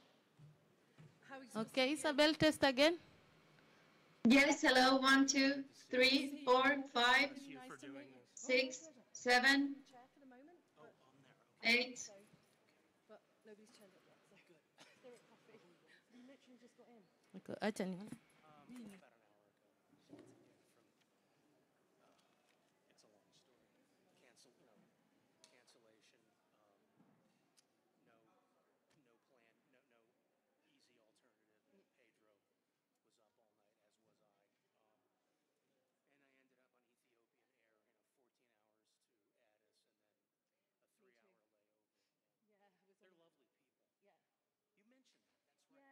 Give me a minute, Isabel.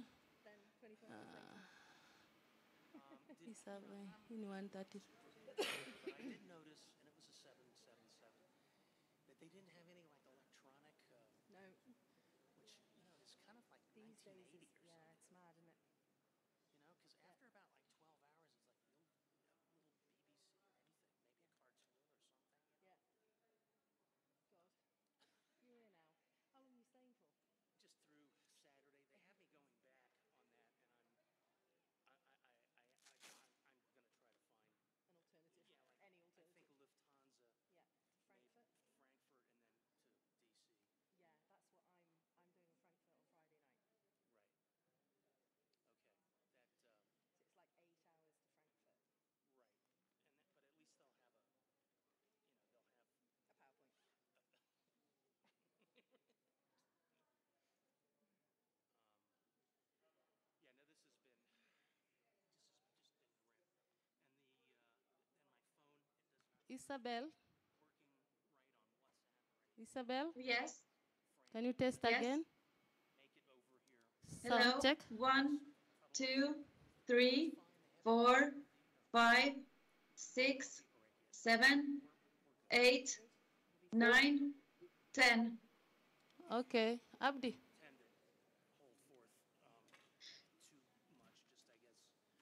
think it's quite late in the day now. Tutamwongezea kwa speaker. Tutamwongezea kwa speaker sasa. Akianza kuongea. We have an hour. We can go to 6. That's what. Yeah. So yeah, you open, and then I say something. Is that right? Yeah. No, you start with keynote. Yeah. Then it'll then go I'm to. leading the stage, and then you're on. Okay. Okay, thank you, Isabel. You've got a microphone somewhere. There will be a mic there. Oh. Yeah. Okay. You. No, that's going to go away. Okay. Oh, okay. And then you do the panel. All right.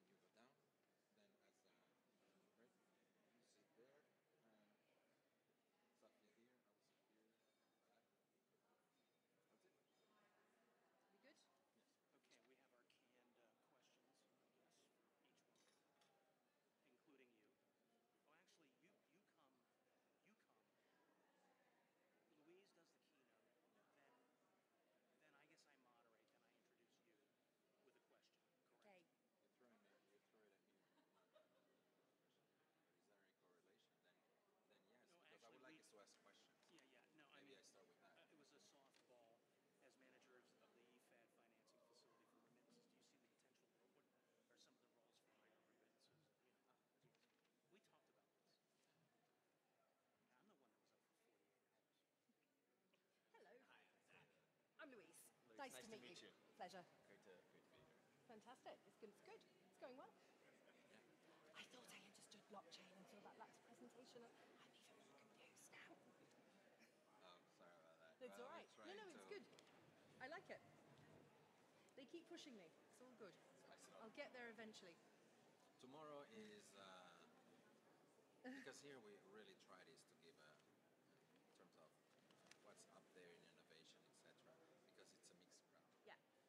Tomorrow we're really dividing, and on the remittances we're doing from the first mile to the last mile. Okay, cool. As we're doing also on diaspora. Right? Issues of the first mile to the last mile. So we have an entire journey of the journey. Remittances of diaspora. So I think that's going to be interesting. Cool. Yeah. We're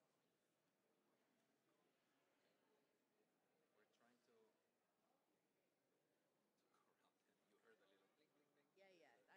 bling, bling. Yeah. It's a really polite way of calling people, actually. I used to go around at the COPs, the conference, the parties, go around, "Oi, you lot, back inside, now!" But apparently that's not considered diplomatically correct. Yeah, I know. Thin skin wonders. I prefer when it's a little bit. This one really looks like you're, a goat here. Some sort of Swiss person donated it, yeah. I'm gonna try to.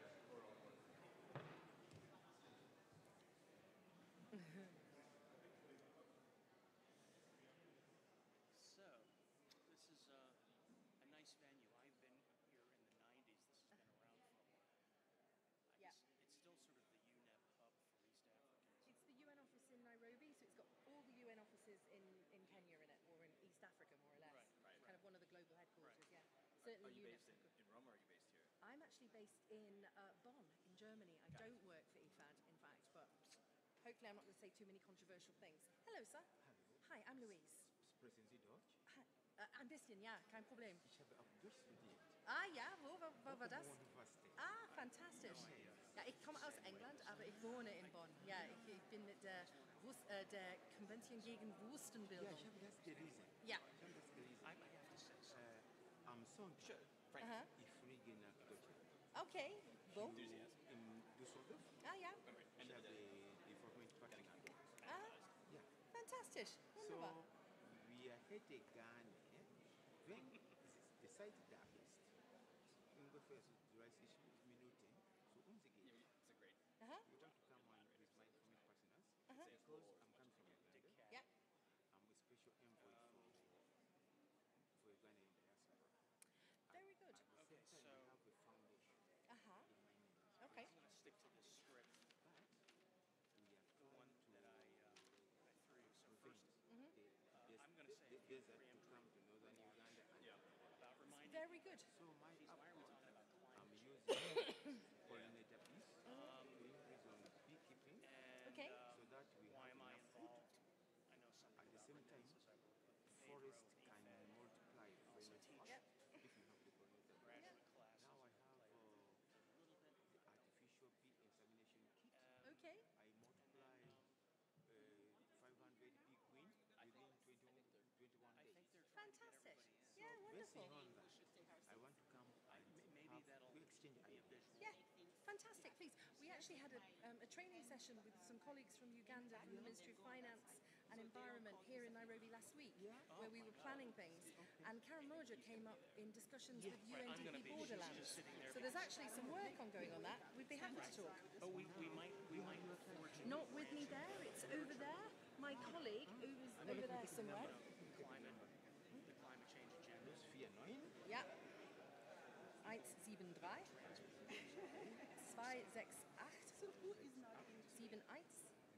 268 71 72. And I'm Louise. This is number Yeah, Yeah. I'm going to have to talk. Always. Run the world by WhatsApp, Yes. no? So we shall continue. Please. On Tuesday because we are flying back on Friday. Yeah. So Monday, Sunday will be Tuesday. Tuesday I'll be back. Fantastic. Look forward to it. A pleasure. That would be really good. Then we can make an appointment. We drive from Bonn. Please, you'd be very welcome. And I know Bonn by the Goddessberg. Yeah. Convinta. But perfect. You are very welcome. Yes. Our home is your home. Please come. Yeah? Pedro. I'm going to text you now. Okay. So that you have my information. Fantastic. Wonderful. Oh, she is. See, I look like a freak on that picture as well. Honestly, I'm going to have to get some. This is what like happens when you don't send a photo. It's like on the web. That's the same for me. We found the one on the web and picked that up, and that's it. This one's on the web too. I know, exactly. It's crazy, isn't it? I'm not sure they told us that was going to happen. Do you? I don't think so. I really don't think that was a plan. But that's all right. We put it out there on the web already. Absolutely. So it's no longer in our control. Brilliant. Okay, so Louise goes, and then I will say something. Then we go to Pedro, Sophia, and then I believe it is. You want to be inspired, Steve. Peter, what? You want to be inspired. Do you really? How about perspired? One feedback I heard from the crowd is that it's very much one-sided. So it's theater style, and there's really not much Q&A. Tomorrow is about Q&A. Yeah, okay. Really? Well, I'm going to mention that. Tomorrow, actually, here we can take if we're good, we can pick some Q&A. Yeah. The problem is we've been behind time. We started late. But the thing is, we're already starting late. I know. Well, So maybe why don't we say tomorrow is our Q&A. Q, but not it.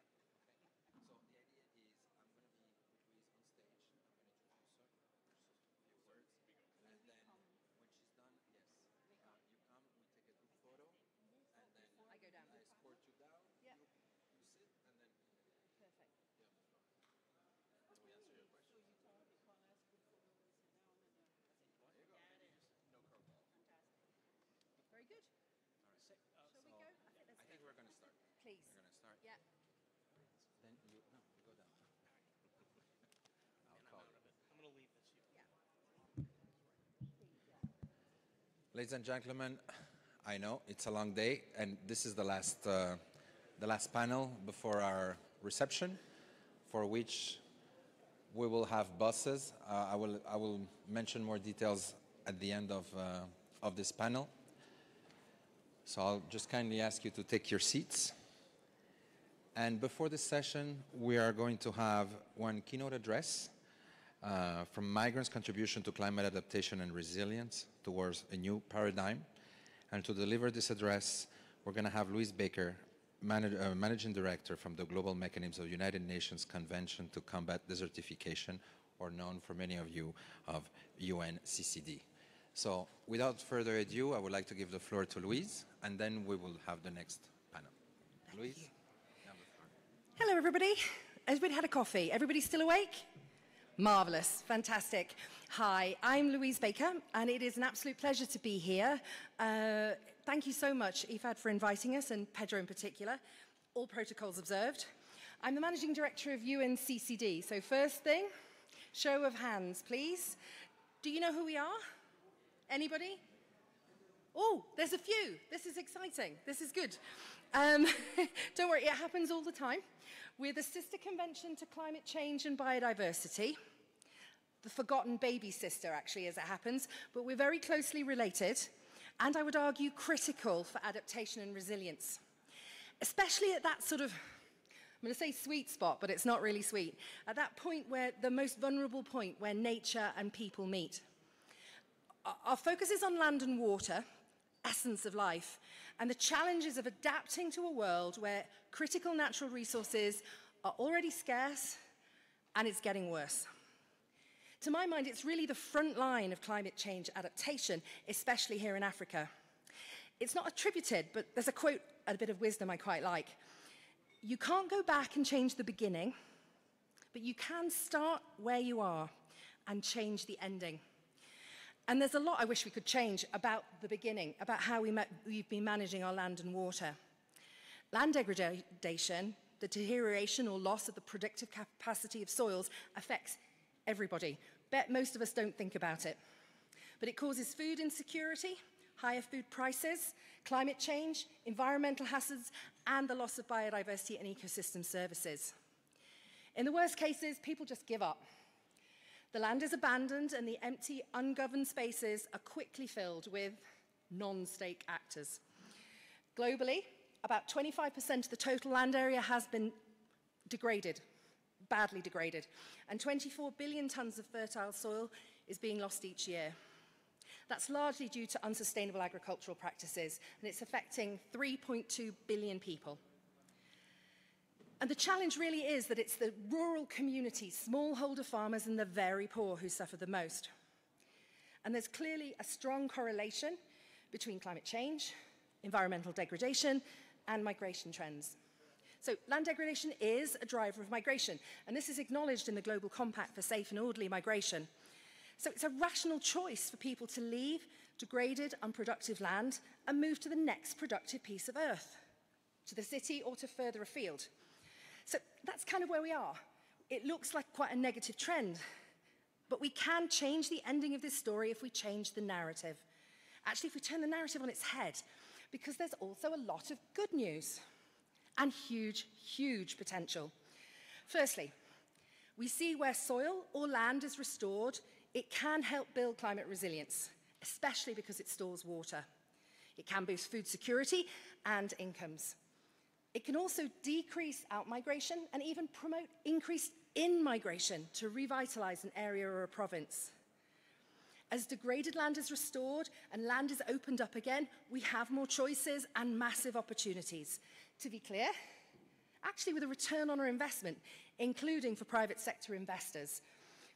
We went through an exercise of helping establish a public-private impact investment fund, and they're really seeing positive results in this first $300 million wave. It's impressive. In terms of scale, the UN Decade on Ecosystem Restoration puts nature at the very heart of this type of adaptation and resilience. 1 billion hectares have been pledged by governments worldwide for restoration, improvement. 400 million hectares under the UNCCD process, that's SDG 15.3, that we're trying to support. In Africa, this restoration process is taking the form of the Great Green Wall. It's a massive, African-led, multi-sector integrated development program. And at the One Planet Summit, $19 billion was pledged for implementation. The Great Green Wall is an interesting case. It links Europe and Africa around the two issues, resilience, land, and migration. It's in this context that the idea of the 3S initiative was born, with the view of boosting security, stability, and sustainability in Africa. It's grounded on the idea that no one should be forced to abandon their home because of land degradation and drought. And that by restoring the land, by building resilience, we offer communities the chance to stay, to invest, and to bring their lands back to life. Because well-managed land is a buffer against soaring temperatures, drought, and flood. Incentives, such as secure tenure, it's a really important piece. Practical skills and infrastructure development in rural areas all make staying a viable option. But despite our best efforts, many dryland areas are and will become unlivable. Environmentally induced forced migration will increase, and migration can, of course, be a great adaptation strategy. Just as a side note, we're finally seeing more adaptation finance, which I think is an important point. And the point, I think we're at a point now where we can choose to leverage these trends. For example, rates of drought and desertification in southern Europe are worryingly high. The region doesn't have the skills and talents honed over many years in the dryland areas of Africa. Migrants from Africa are doing fantastic work in Spain and in Italy because they possess a unique resilience and adaptive capacity that can greatly benefit the communities they join. It's a wonderful quote from Lyndon B. Johnson, the former US president, who said, "The land flourished because it was fed from so many sources, because it was nourished by so many cultures, traditions, and peoples." First and foremost, migrants bring with them a wealth of traditional knowledge in this sector and practical experience from their homelands. It's things like Zai or drip irrigation. It's a net gain for everybody. We have a hugely satisfying project going on at the moment, a real partnership between Israel's desert tech and entrepreneurs, migrants, and creators from across the Great Green Wall, developing tech businesses that can survive in the Sahel or the Negev. This knowledge exchange is fueling transformational change, building resilient communities, and that can work anywhere. Along with knowledge, migrants are often highly motivated individuals seeking new opportunities to rebuild their lives and the lives of communities they left behind. So they're resourceful and they're investing. We don't make that very easy for them though, do we? Remittances and diaspora investments could facilitate the scale-up and adoption of climate resilient solutions if we get this right. But we're only really starting to see a shift away from direct consumption to more productive nature, climate-smart investments. I think COVID and the financial crisis have a lot to do with that. But we haven't cracked the question of what's needed to incentivize this shift so that we can go further and faster and build genuine resilience. A couple of considerations. Technology, products and financial services that help rural families better respond to manage their exposure to climate risks. Desertification will help. It can be digital applications, including blockchain, if I finally ever understand it, or analytics to help forecast, prepare for, and analyze climate risks. We have to focus on young people. We have to maximize youth employment. There really is a mismatch between the supply of green skills and the emerging demands for climate-smart, resilient economy. Training young people and linking in with sources of financing, especially from the diaspora, so they can get their incredibly creative solutions off the ground is a great place to start. There is enormous appetite for startups or to expand existing agribusinesses, and with their skills and resources, migrant and diaspora investors are perfect mentors. They can incubate and accelerate this movement. Financial service providers, and I really am going to underline governments here, have a transformational role to play too. Reducing costs, we've heard a lot. Building transparency and trust is critical. Nurturing innovation and financial inclusion. We have quite some experience with impact and patient capital, and it's my firm belief that with the right incentives and market signals, for us, we're looking at tenure, matching, and de-risking. Migrant and diaspora investment could act in much the same way as the other private sector flows.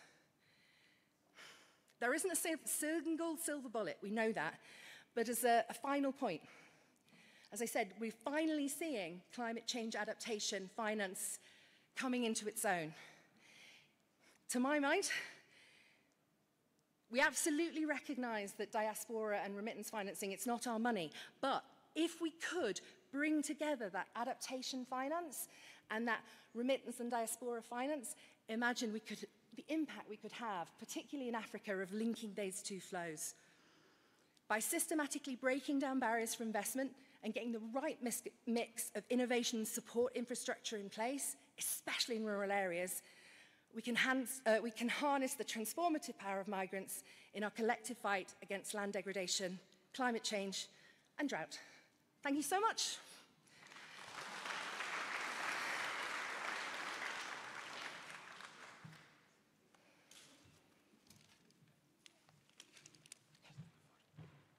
Thank you, Louise, so much for this. And before we go, we'd like to take a picture. Please. With the next panel. Well, I'll let the colleagues take. Maybe we go over there.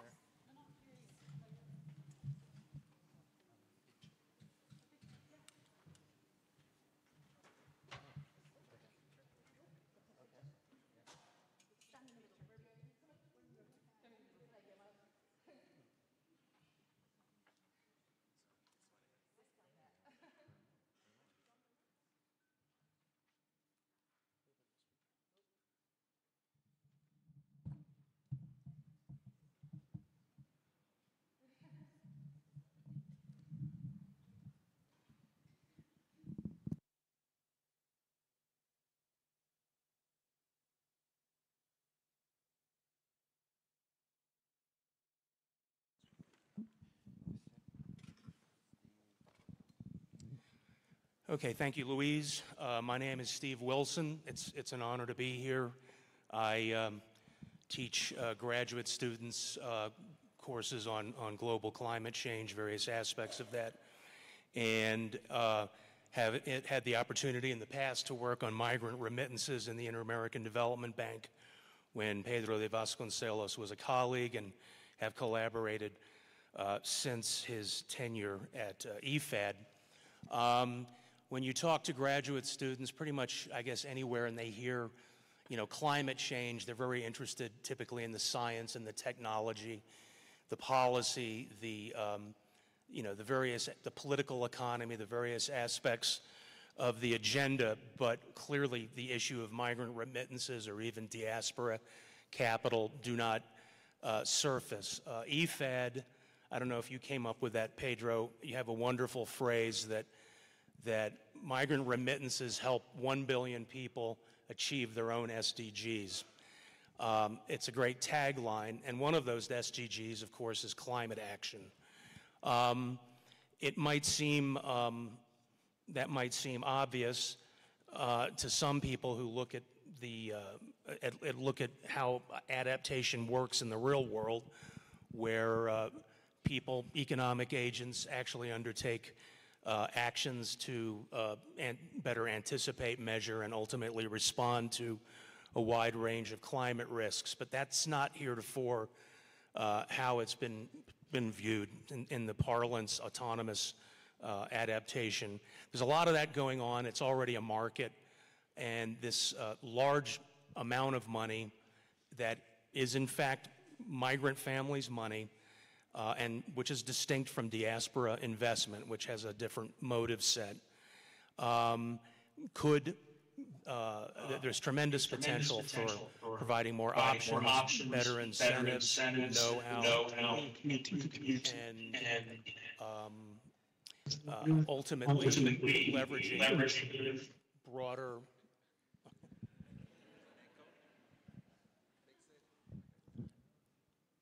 I thought it was a powerful point, and I really appreciate that. Thank you.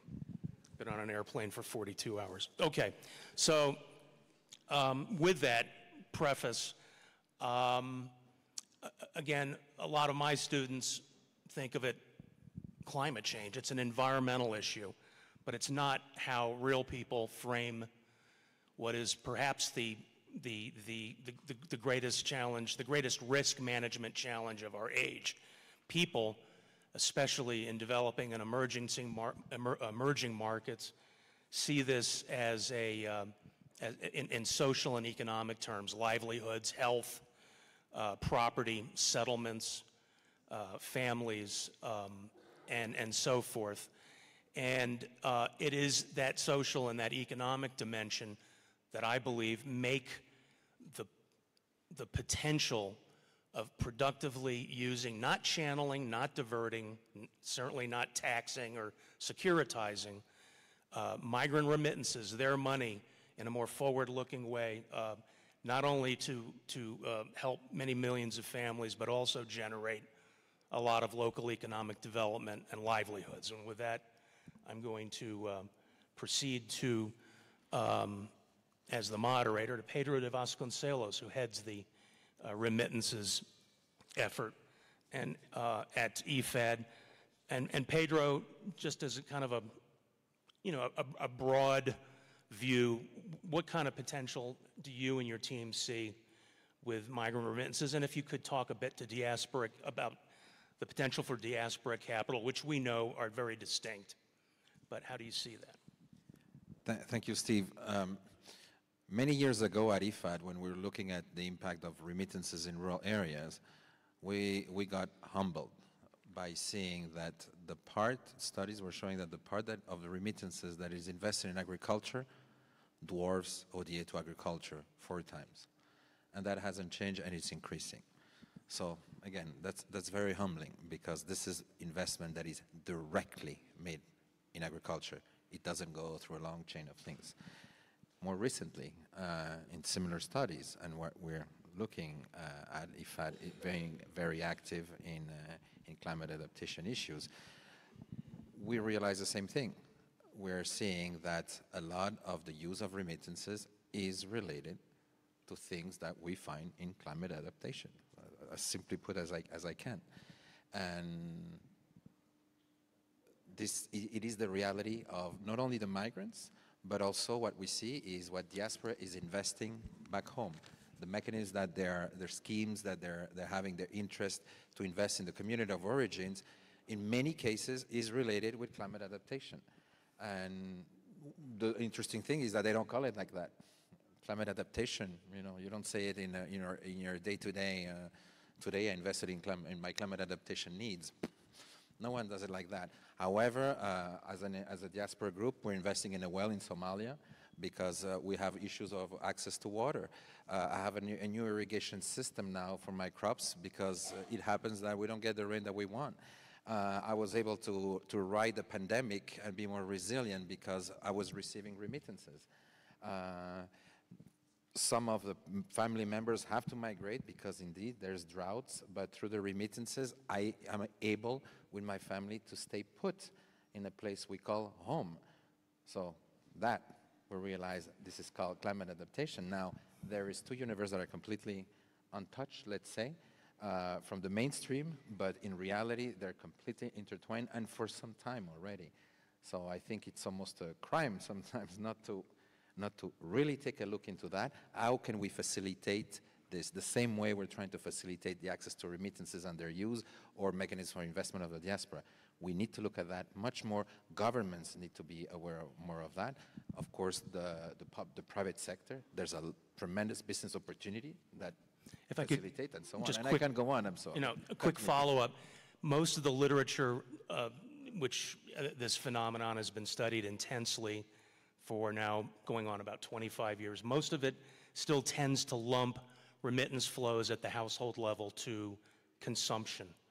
Okay, this is leading the witness, I guess, but do you think more work needs to be done on more granular investigations of what percentage of that could be?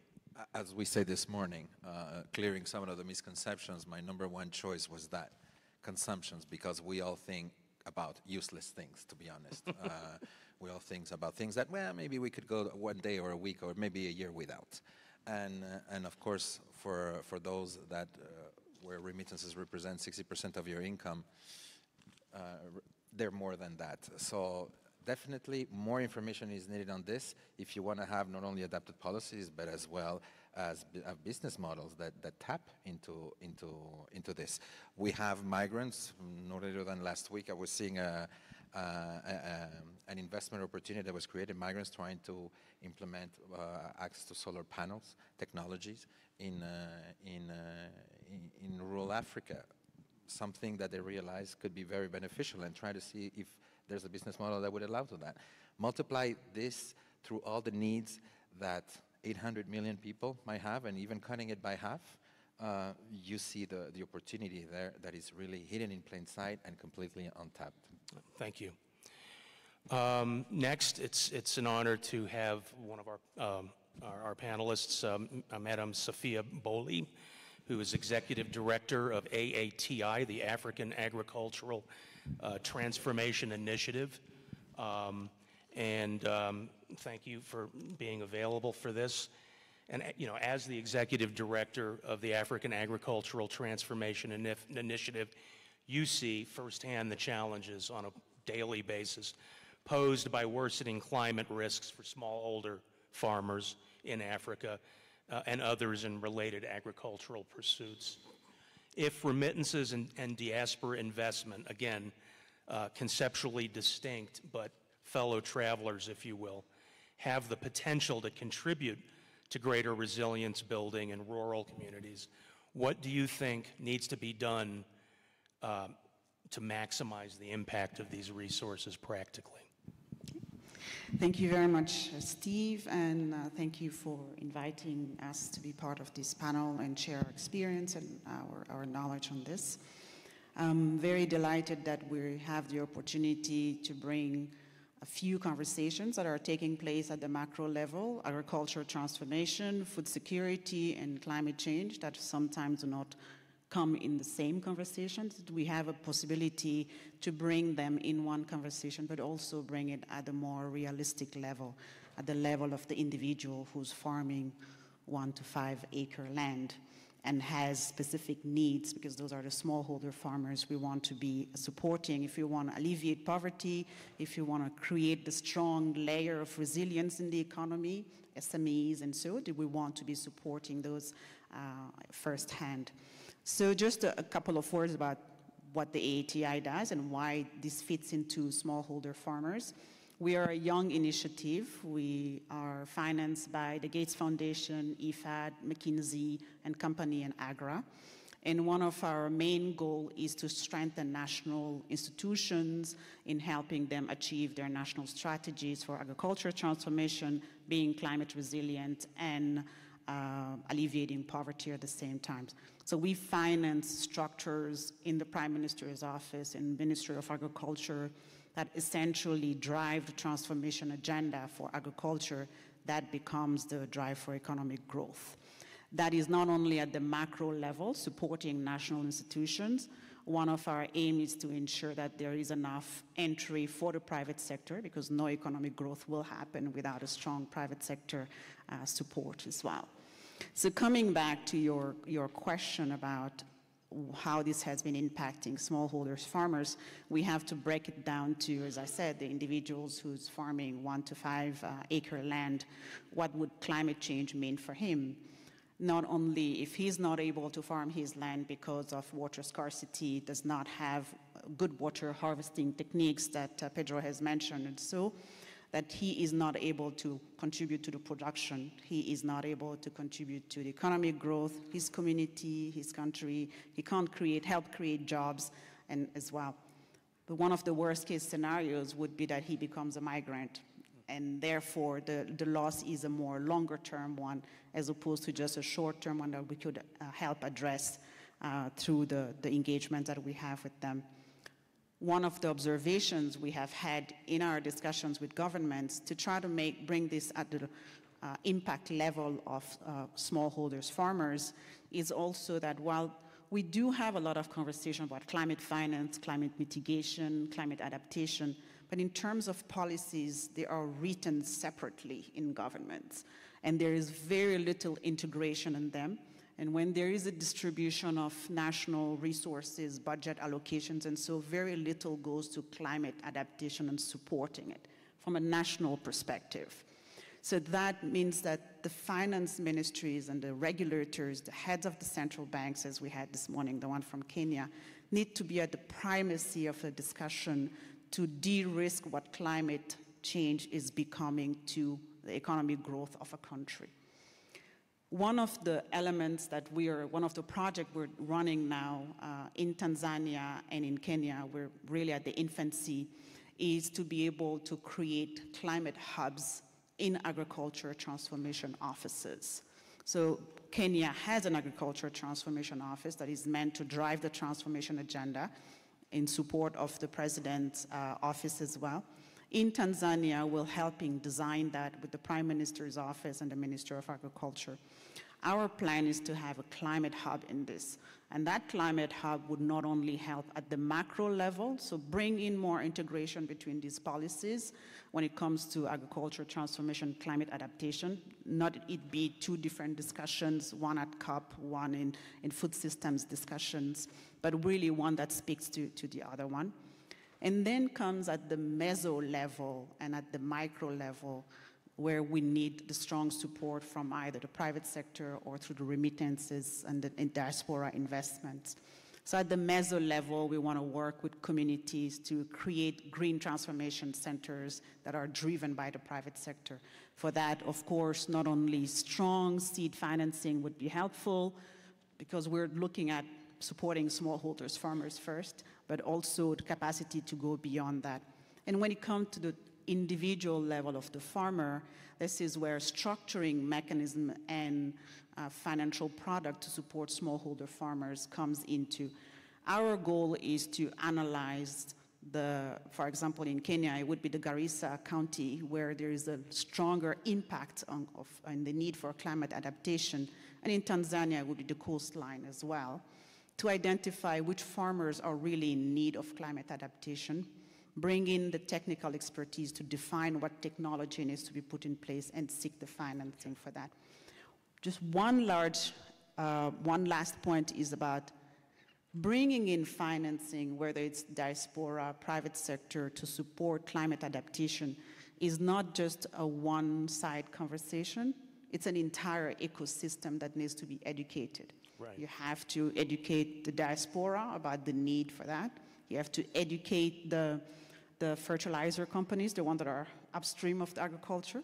you have to educate the seeds company, and you have to educate the financial sector so they actually invest in climate resilient agriculture farming to de-risk challenges in the economy. Just a very quick follow-up. Do you see the adaptation agenda improving in Africa? I think there is a great opportunity. I think the momentum that we have now is that we have had a chance to bring adaptation dialogue first and not mitigation, because the adaptation is what impacts the most our challenges. And we are looking at it from a risk to the economy and risk to individuals, same as risk to multinational farms as well. And from that perspective, there is a momentum that we are, I believe, not only moving forward, but we'll get there. Thank you very much. Next up is Dr. Peter Johnston of the University of Cape Town, who we actually tonight met for the first time, but we've spoken and corresponded in some of the various work that you've done and cooperation. Dr.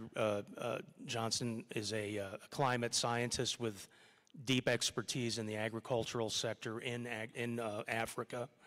And we thought we would ask him, while today we're talking about, of course, the potential of remittances and diaspora investment for climate resilience in rural areas. And that's obviously not your primary expertise, but given your extensive experience and expertise in climate-related risks in African agriculture, where do you see, what do you see as the greatest climate challenges facing smallholders, and where do you think that additional resources could help the most? Thank you very much, Steve. Good afternoon, everyone. I think it's very important to realize that agriculture in Africa is very much an individual situation where you've got small-scale farming happening at a large scale, and this contributes to food security within a country. So when we look at climate change, we look at the impacts on those small-scale farmers. And really, it's a case of all climate risk. And it takes one climate event to introduce poverty into that family or into that environment. Now, the idea of combating that is not to look at combating poverty. Staving off poverty is a very short-term goal. I think we need to look at building resilience and sustainability for those farmers. So there are two things that happen. First of all, they are vulnerable to climate risk. And with climate change, that climate risk is catapulting into more extreme events, more very hot days, the incidence of hail, the incidence of extreme rain, and it just goes on, making each individual farmer more and more vulnerable. So the idea of combating this vulnerability is to try and build resilience. And this can be done through investment, very much so. But we need to focus that investment on something that can be useful in maintaining this sustainability. So handouts are out. Handouts don't work unless those handouts are directed at building up an infrastructure whereby farmers have better access to seed, better access to fertilizer, better storage for their crops, better technology about new farming methods, and of course climate information. There are simple things that can be done. Money can be formalized into a community. Someone spoke about a community, I think it was Sophia. There was a project many years ago called the Hunger Project, which tried to build up community centers where seed could be stored, where crops could be stored, where information could be disseminated from. So we're looking at investments that need to happen, things like boreholes that can be sustainable, a resource for water. We're looking at cattle crushes and cattle races where cattle can be dipped, cattle can be treated, cattle can be sorted and sold properly. We're looking at building agri-business resources where new seed, better fertilizer can be marketed within a small group. But also what's important is the way the farmers may be able to get their crops to the market. Very often a climate risk will involve flooded roads, will involve a lack of transport. And this is important to address as well. So it's a multidimensional thing. I don't want to go on, but there are certainly many things that can be looked at. But I think the idea and my point is to try and channel money that's coming in into group collectives where it can benefit the community. Just a quick follow-up. Do any possible examples come to mind that you think are worthy of replication or learning? Certainly. There are cooperatives that are formed with their partnerships with commercial farmers, with commercial farming organizations, multinational companies that have an outreach where they reach out to small-scale farmers trying to build up their capacity. They also might be able to facilitate the purchase of something like a tractor which doesn't always work because someone has to look after the tractor, someone has to maintain the tractor, but this is a start. And if people can be educated into working in communities and working as cooperatives, I think that's the best answer. Thank you very much. Next, we have Isabel LaRue, Program Manager at the Nordic Development Fund in Helsinki, who was not able to join us. We're sorry about that, but thank you for taking the time to beam in here in the 21st century. The Nordic Development Fund, for those of you who may not know, has been very, very active in promoting climate adaptation and resilience in developing countries, and places a priority, or among their priorities is sub-Saharan Africa. As an example, NDF is partnering with IFAD on the African Rural Climate Adaptation Finance Mechanism, which aims to scale private adaptation finance for smallholders and micro and small enterprises in Africa. Isabel, given the size of remittance flows, do you see the possibility for greater development impact where families and their communities have more options to apply these resources to building resilience? Thank you, Steve, and I hope you can hear me. Can you confirm? Yes, loud Excellent. and clear. Thank you. Good afternoon to all, and thanks to IFAD for the invitation to participate in this important dialogue. And I'm so sorry that I cannot be there in person, but great to take part in this panel. And thank you, Steve, for the good question. So as you mentioned, maybe as a bit of a background, the Nordic Development Fund is the joint climate and development finance institution of the Nordic countries. NDF works in the nexus of climate and development with a focus on building the adaptation and resilience capacities of communities in lower income countries against the impacts of climate change, but while also contributing to regional and global climate change mitigation efforts. So in practice, everything that NDF finances is climate relevant. And our current strategy exactly focuses on sub-Saharan Africa, where we actively promote gender equality and the empowerment of women and girls. As a concessional financier, our purpose is to channel climate finance to where it matters the most and where we can achieve the highest results and impacts through capital mobilization and the scaling up of climate relevant technologies and services. So through various types of interventions, we have built significant experience, for example, in providing early stage financing to SMEs in sub-Saharan Africa, which has resulted in many valuable learnings. Firstly, about the untapped potential of the market, but also on the critical needs. So one of the key learnings is that local companies in sub-Saharan Africa need adequate and patient capital to grow their businesses and to be able to supply their technologies and products and climate solutions that will help rural households to be firstly prepared, but also to respond to the impacts of climate change. So in this context, NDF channels financing through different types of blended investment facilities, specifically focusing on the access to energy sector and providing financing to companies with clean and off-grid energy solutions, such as, for example, solar home systems, but also services for productive use of energy, for example, in the agricultural value chain. So in addition to supplying products and services to the unmeasurable demand for these services, these companies are also contributing to increasing financial literacy and financial inclusion through innovative payment structures such as pay-as-you-go and rental arrangements for appliances, which, for example, support the generation of credit records for their customers. So in this context, one of NDF's flagship programs is the Energy and Environment Partnership, EEP Africa, which is a clean energy financing facility providing early stage catalytic financing to innovative clean energy businesses across Southern and East Africa. EEP's grant financing is supplemented with technical support, investment facilitation, and knowledge sharing, which is very much needed by early stage and growing companies. In practice, these companies are answering to the demand of climate-resilient technologies and solutions in the agricultural sector and by rural households. Examples of the EP portfolio include, for a company with solar irrigation products that enhance climate resilience of smallholder farmers and women-led rural households by enabling reliable access to water for small-scale agriculture. Another company with solar-powered cold storage for livestock value chains is securing the quality of products and strengthening access to markets for pastoralist communities. And the third company is providing electric three-wheeled vehicles on a rent-to-own and lease basis, offering women farmers an affordable e-mobility option to bring their produce to markets. So these are just a few examples of the success stories, but we have so many. The other key learning is that there is a critical need to diversify, scale up, and mobilize capital to address the growing demand for adequate financing instruments that will build and strengthen the resilience of the agricultural sector.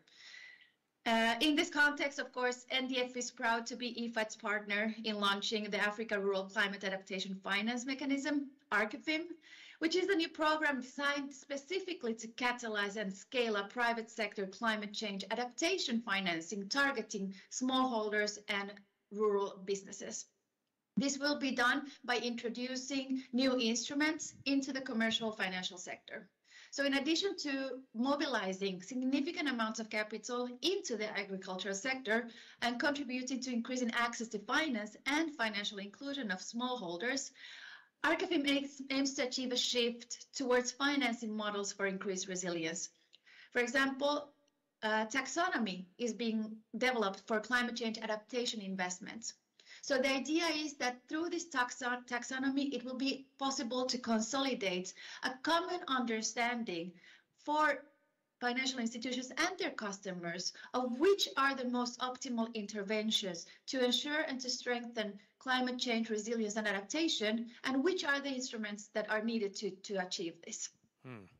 So back to your question, Steve, in the context of these learnings, I think that there is an evident role for remittances and the untapped potential that these can actually create and be used to create a virtuous cycle where businesses and households can increase their purchasing power and their access to climate resilient solutions and products, which are being provided by companies. And this cycle will be then strengthened as companies will also get this support to grow their businesses. All of these combined with then, of course, will turn into support for the resilience of rural households, business growth of African companies, and also the development of the financial sector and its capacities to serve agricultural businesses and rural households. So thank you. Sure. Just a quick follow-up. You're in the donor community, and the Nordic Development Fund is an innovator, I think, on climate resilience and climate adaptation support. Do you see in the broader development donor community real growth prospects for looking at remittances and diaspora capital going forward in this area? I know you can't speak for everybody, but. Yes, of course. Well, I think that this is a nascent concept. I think that, of course, it's probably the main entry point will be exactly from this, that how can we increase the purchasing power and through remittances to actually then adopt and purchase these, for example, technologies, which will directly enhance climate resilience of households and smallholders. So I think that that's kind of having that shift of the idea that of how these remittances can be used and can be injected into the market for resilience. So I think that that's something that hopefully we'll be seeing in the future. Great, thank you very much. Now we turn to Zachary Levy, who's CEO of Lavoca, an impact investment company and a basically doing a lot of creative things in the sustainability and area. And just we know you're kind of new to this framing of climate finance, remittances, and diaspora. Just wanted to see what you how you view it, and do you see any potential in that ecosystem going forward downstream?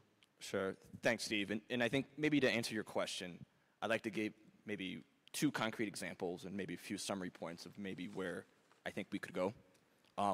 But before I dive into that, let me just state the obvious. And I think the obvious is we can't sit here and talk about the global food system, migration, remittances, without talking about climate change. They're so intertwined, and they're so important. And I think we've seen recently a big shift in mentality, particularly in the food and beverage sector. And so today you have 20 companies, major food and beverage companies, who've made very public commitments to net zero and transitioning their supply chains to regenerative agriculture. And like it or not, those commitments will have big implications on small and large farmers who are direct and indirect suppliers. So in Brazil, we've launched a new outcomes-based financing fund focusing on accelerating the transition to regenerative agriculture, partnering with food and beverage companies. Now, to do this and to set it up, we've worked with a number of advanced regenerative farmers. Regenerative agriculture I use as a loose term, for climate-smart practices that are focused on soil health, and it's a much longer discussion.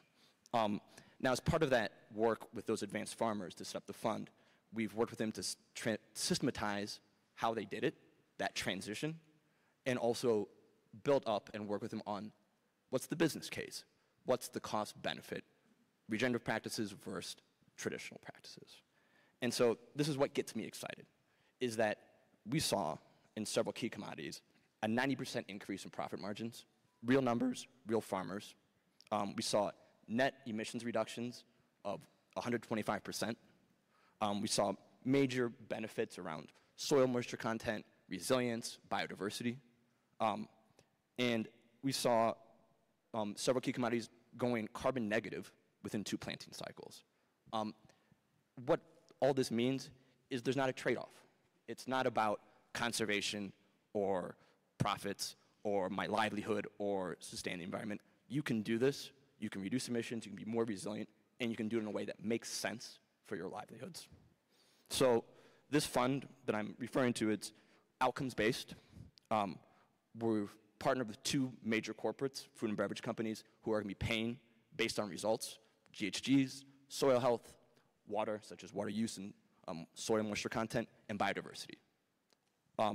And we're already starting to expand it to 1 country in Southeast Asia, 1 country in Latin America, and hopefully, at some point, we'd love to see how we can really take this to at least 1 or 2 markets here in Africa.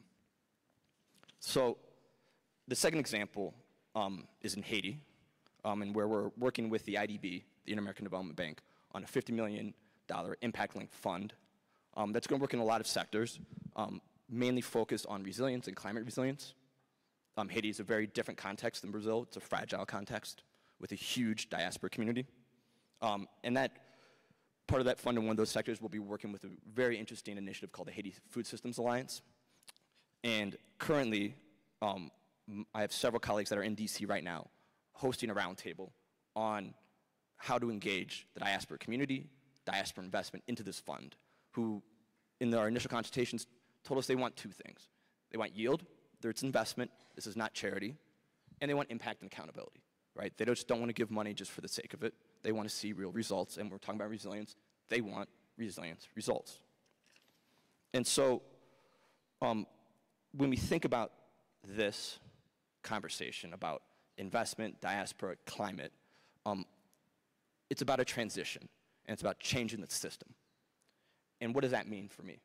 So first, it's about partnerships, new ways of working with the corporate sector, with the UN, with impact investors, with farmers, agricultural association, research institutions. Second, it's about blended finance. We need new ways to blend different sources of capital. Impact finance, commercial finance, public finance, and you better believe that we can't talk about blended finance and blending different sources of finance if we don't talk about this big elephant in the room that's, to use your words, Pedro, hidden in plain sight, which is the massive flows from migrant communities that are going to rural communities for agriculture. That's adaptation finance. We need to do a better job of accounting for it, and we need to do a better job of mobilizing it. Now, the fourth part is we need better measurement and data, at least for what we're trying to do. That measurement is key. It's about accountability, financial accountability. Are we really actually delivering return, but also the accountability on the impact. We have started through this fund in Brazil to really create those KPIs and metrics, but we need to do a better job of doing better applied research for some of those things like biodiversity or water and climate. And then the fifth is we need to do a better job of partnering with groups like IFAD, the UN, on conducting an NDF applied research. To really make this happen, we need a robust business case, and we need a robust cost-benefit analysis, and we need concrete transition protocols to make it happen. And I think the final part of it is, and just to sum up, is we need to start to think about the market ecosystem that is wrapped around all of this, because it's going to be new players. One of the biggest challenges we're seeing already is to scale this type of work requires a whole new set of actors. And right now, in most countries, they're startups, they're small, they're not your traditional chemical input companies. It's just the opposite. And we need to start to build those capacities and those opportunities. And I think when we think about remittances and diaspora investment, what does that ecosystem need to be looking like to also better mobilize that ecosystem for adaptation finance? And I think the opportunity is huge, and I think we're almost there. Great. Quick follow-up. Could you, for the audience, talk a little bit about why you think outcomes-based finance is distinct and growing in popularity among large clients? As a firm, we're an impact investment firm. We're mission-driven. We like financial structures that can link financial return to impact. We think it drives accountability, and we think it drives better investments, and we think it drives innovation. And so when we think about impact investing, it's a spectrum of type of investment, but really it's a huge amount of investment capital that sits on the sidelines that if it can be given yield and impact, it's there to mobilize. And so we think these types of structures, and I think in particular this sector, that measurement and outcomes focus makes a lot of sense. The corporates get it. It's about performance. For them, it's, okay, I improve soil quality, I reduce cost, I reduce emissions, I hit my targets. But it's also about measurement to make sure you're transitioning properly. So if you're not just eliminating chemical inputs and all of a sudden you have pest disease, you're doing it in a way where you're measuring and monitoring in a way that makes sense. And I think these types of structures get everybody to just really focus on what matters. In the case of regenerative agriculture, it's about soil health. Focus on that, right? And those types of structures, there are measurement costs around it, but in the end, it actually benefits everybody. So that's what we believe. I think we're getting a lot of traction around it, and I think there's a reason for it. Thank you.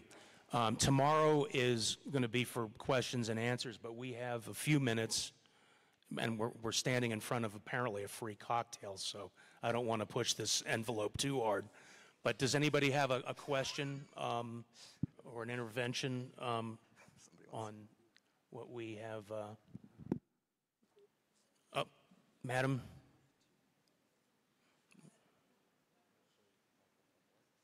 Does the microphone not work? There it goes.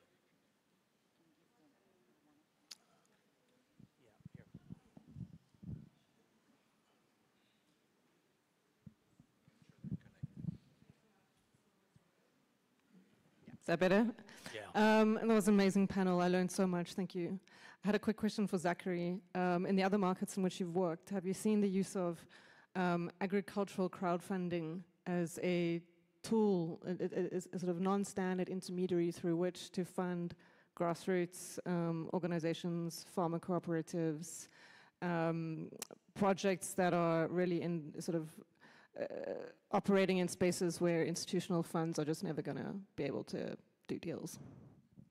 So I missed the first part of that question. In the other markets in which you've worked? have you seen the use of what we call agri-crowdfunding? The use of crowdfunding, I'm guessing it's a no by your reaction. But yeah. So we're just getting started. I mean, typically when we're talking about impact investment, a lot of our partners traditionally have been private banks, more high net worth individuals. In the case of Haiti, because it's such a huge diaspora community, and we're really keen to both engage and mobilize investment, two different things, the Haitian diaspora. We're trying to look at and think through a little bit what those types of structures and products could be. We're not there yet, and actually I'm really humbly here trying to learn and I think welcome anybody's thoughts around that. In the consultations we've had, the interest is there, and we're really keen to start to kind of test and build those structures around it. But I think crowdfunding, particularly when we're talking about smaller investors, we think that is definitely a tool and could be. Yeah, it is. Happy to share stories from West Africa about diaspora investors in agri. Would love it.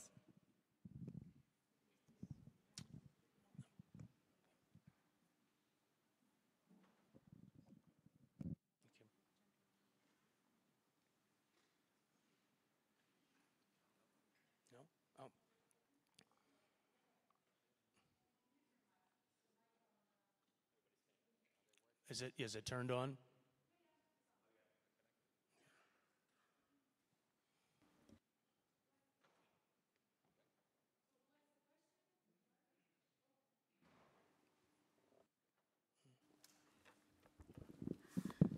Thank you, Sister Rose Tomito, co-founder of Mother Kevin Providence Social Enterprise. I use organic farming to transform the lives of the vulnerable women and young people at the grassroots. At the moment, I'm establishing irrigation scheme with the award that we have received from USDF, with the support of the African Diaspora Network. My question here is that how do we tap more financial support to help these grassroots people to make use of this irrigation and enter into investment that can enable them increase their production and increase their income so as to become financial independent. And secondly, Uganda is very resourceful with a lot of healthy, fresh food which needs to be added value addition. Can somebody in this hall or any institution come to our support, come to help us to make use of these resources, add value to them in order to attend to the nutritional needs in our society? Thank you. Thank you. Sophia. So very briefly, Uganda is a beautiful country. Spent 5 years there. Would love to go back as well and see. I think the process is one of broader education first, right? People need to understand and see climate change, adaptation, impact on agriculture as a risk to business, as a risk to sustainability, as a risk to growth. And then once we have that education of the diaspora about how this needs to be one aspect where people should mobilize behind, we also have to do it with an entire ecosystem. We have to do it with the financial partners. We have to do it with the regulators so that they allow lower taxation, they facilitate the flow of the funding. But what has been working well in some countries, in my country, in Mali, we have a lot of microfinance institutions that are used sometimes through cooperative to channel some of the funds as well in terms of the diaspora, standing remittances or investments. In Kenya, we have cooperatives in SACCOs that almost behave the same way. As the lady from South Africa has mentioned, the crowdfunding for agribusiness is also one tool that has been used for grassroots SMEs development.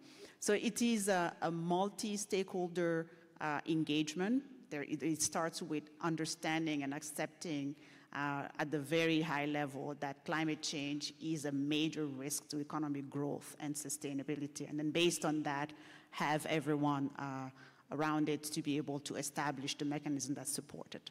Thank you. Yeah, one gentleman over here. Yeah, yes, just last one.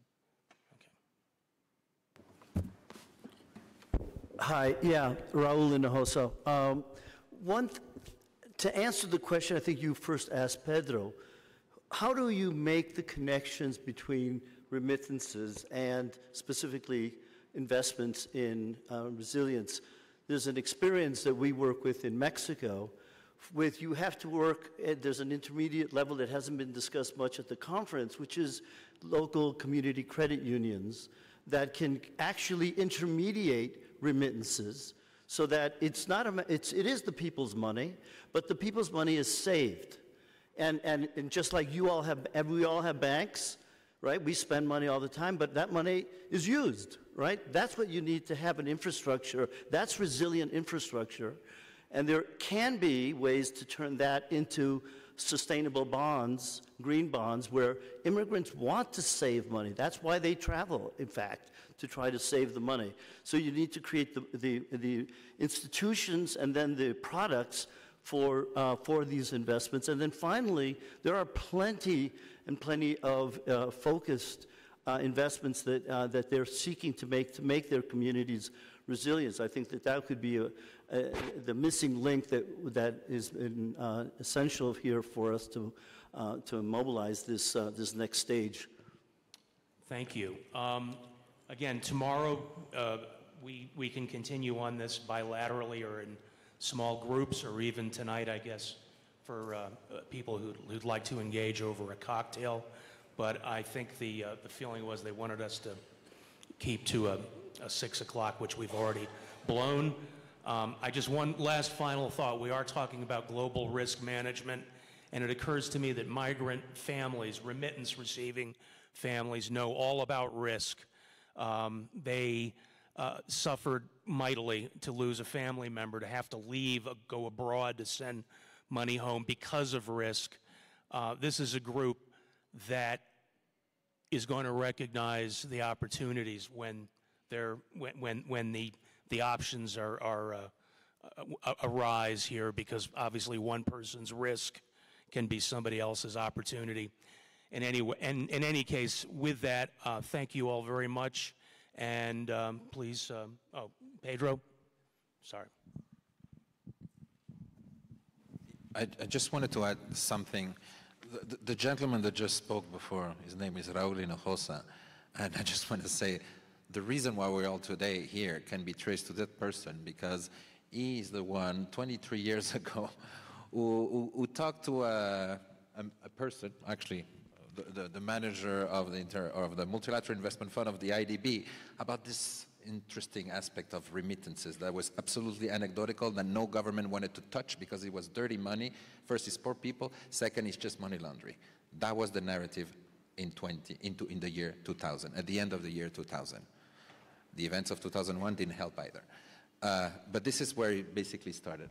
I'm very happy to see today that once again we're humbled to see what millions of migrants and their families are doing, and they're not asking anything. We're asking them, how can they help us do our job better? Most of them, let's be honest, feel that they have been failed by the system, had to migrate. They're not asking anything in return. And here we come, little by little, noticing over 20 years that they invest more in agriculture. I did my little calculation. By the end of this forum, $200 million will be invested in agriculture by diaspora. By remittance families, not diaspora. You can add on that. $200 million by this forum. You just think about that, and you can do the math, and it will work out. So this is, again, humbling. And then again, now we're seeing that in climate adaptation, the list goes on, and they do the same thing. So I think tomorrow we will go into more details about this, and again, we will also have more questions and answers. Today was more of a plenary marathon, but tomorrow we're going to interact much more. But I just wanted to make that point in conclusion from our end. Very good. Well, ladies and gentlemen, thank you very much. And that concludes this session. Tomorrow we will be talking in more depth on diaspora investment, so you're all welcome and encouraged to attend that as well.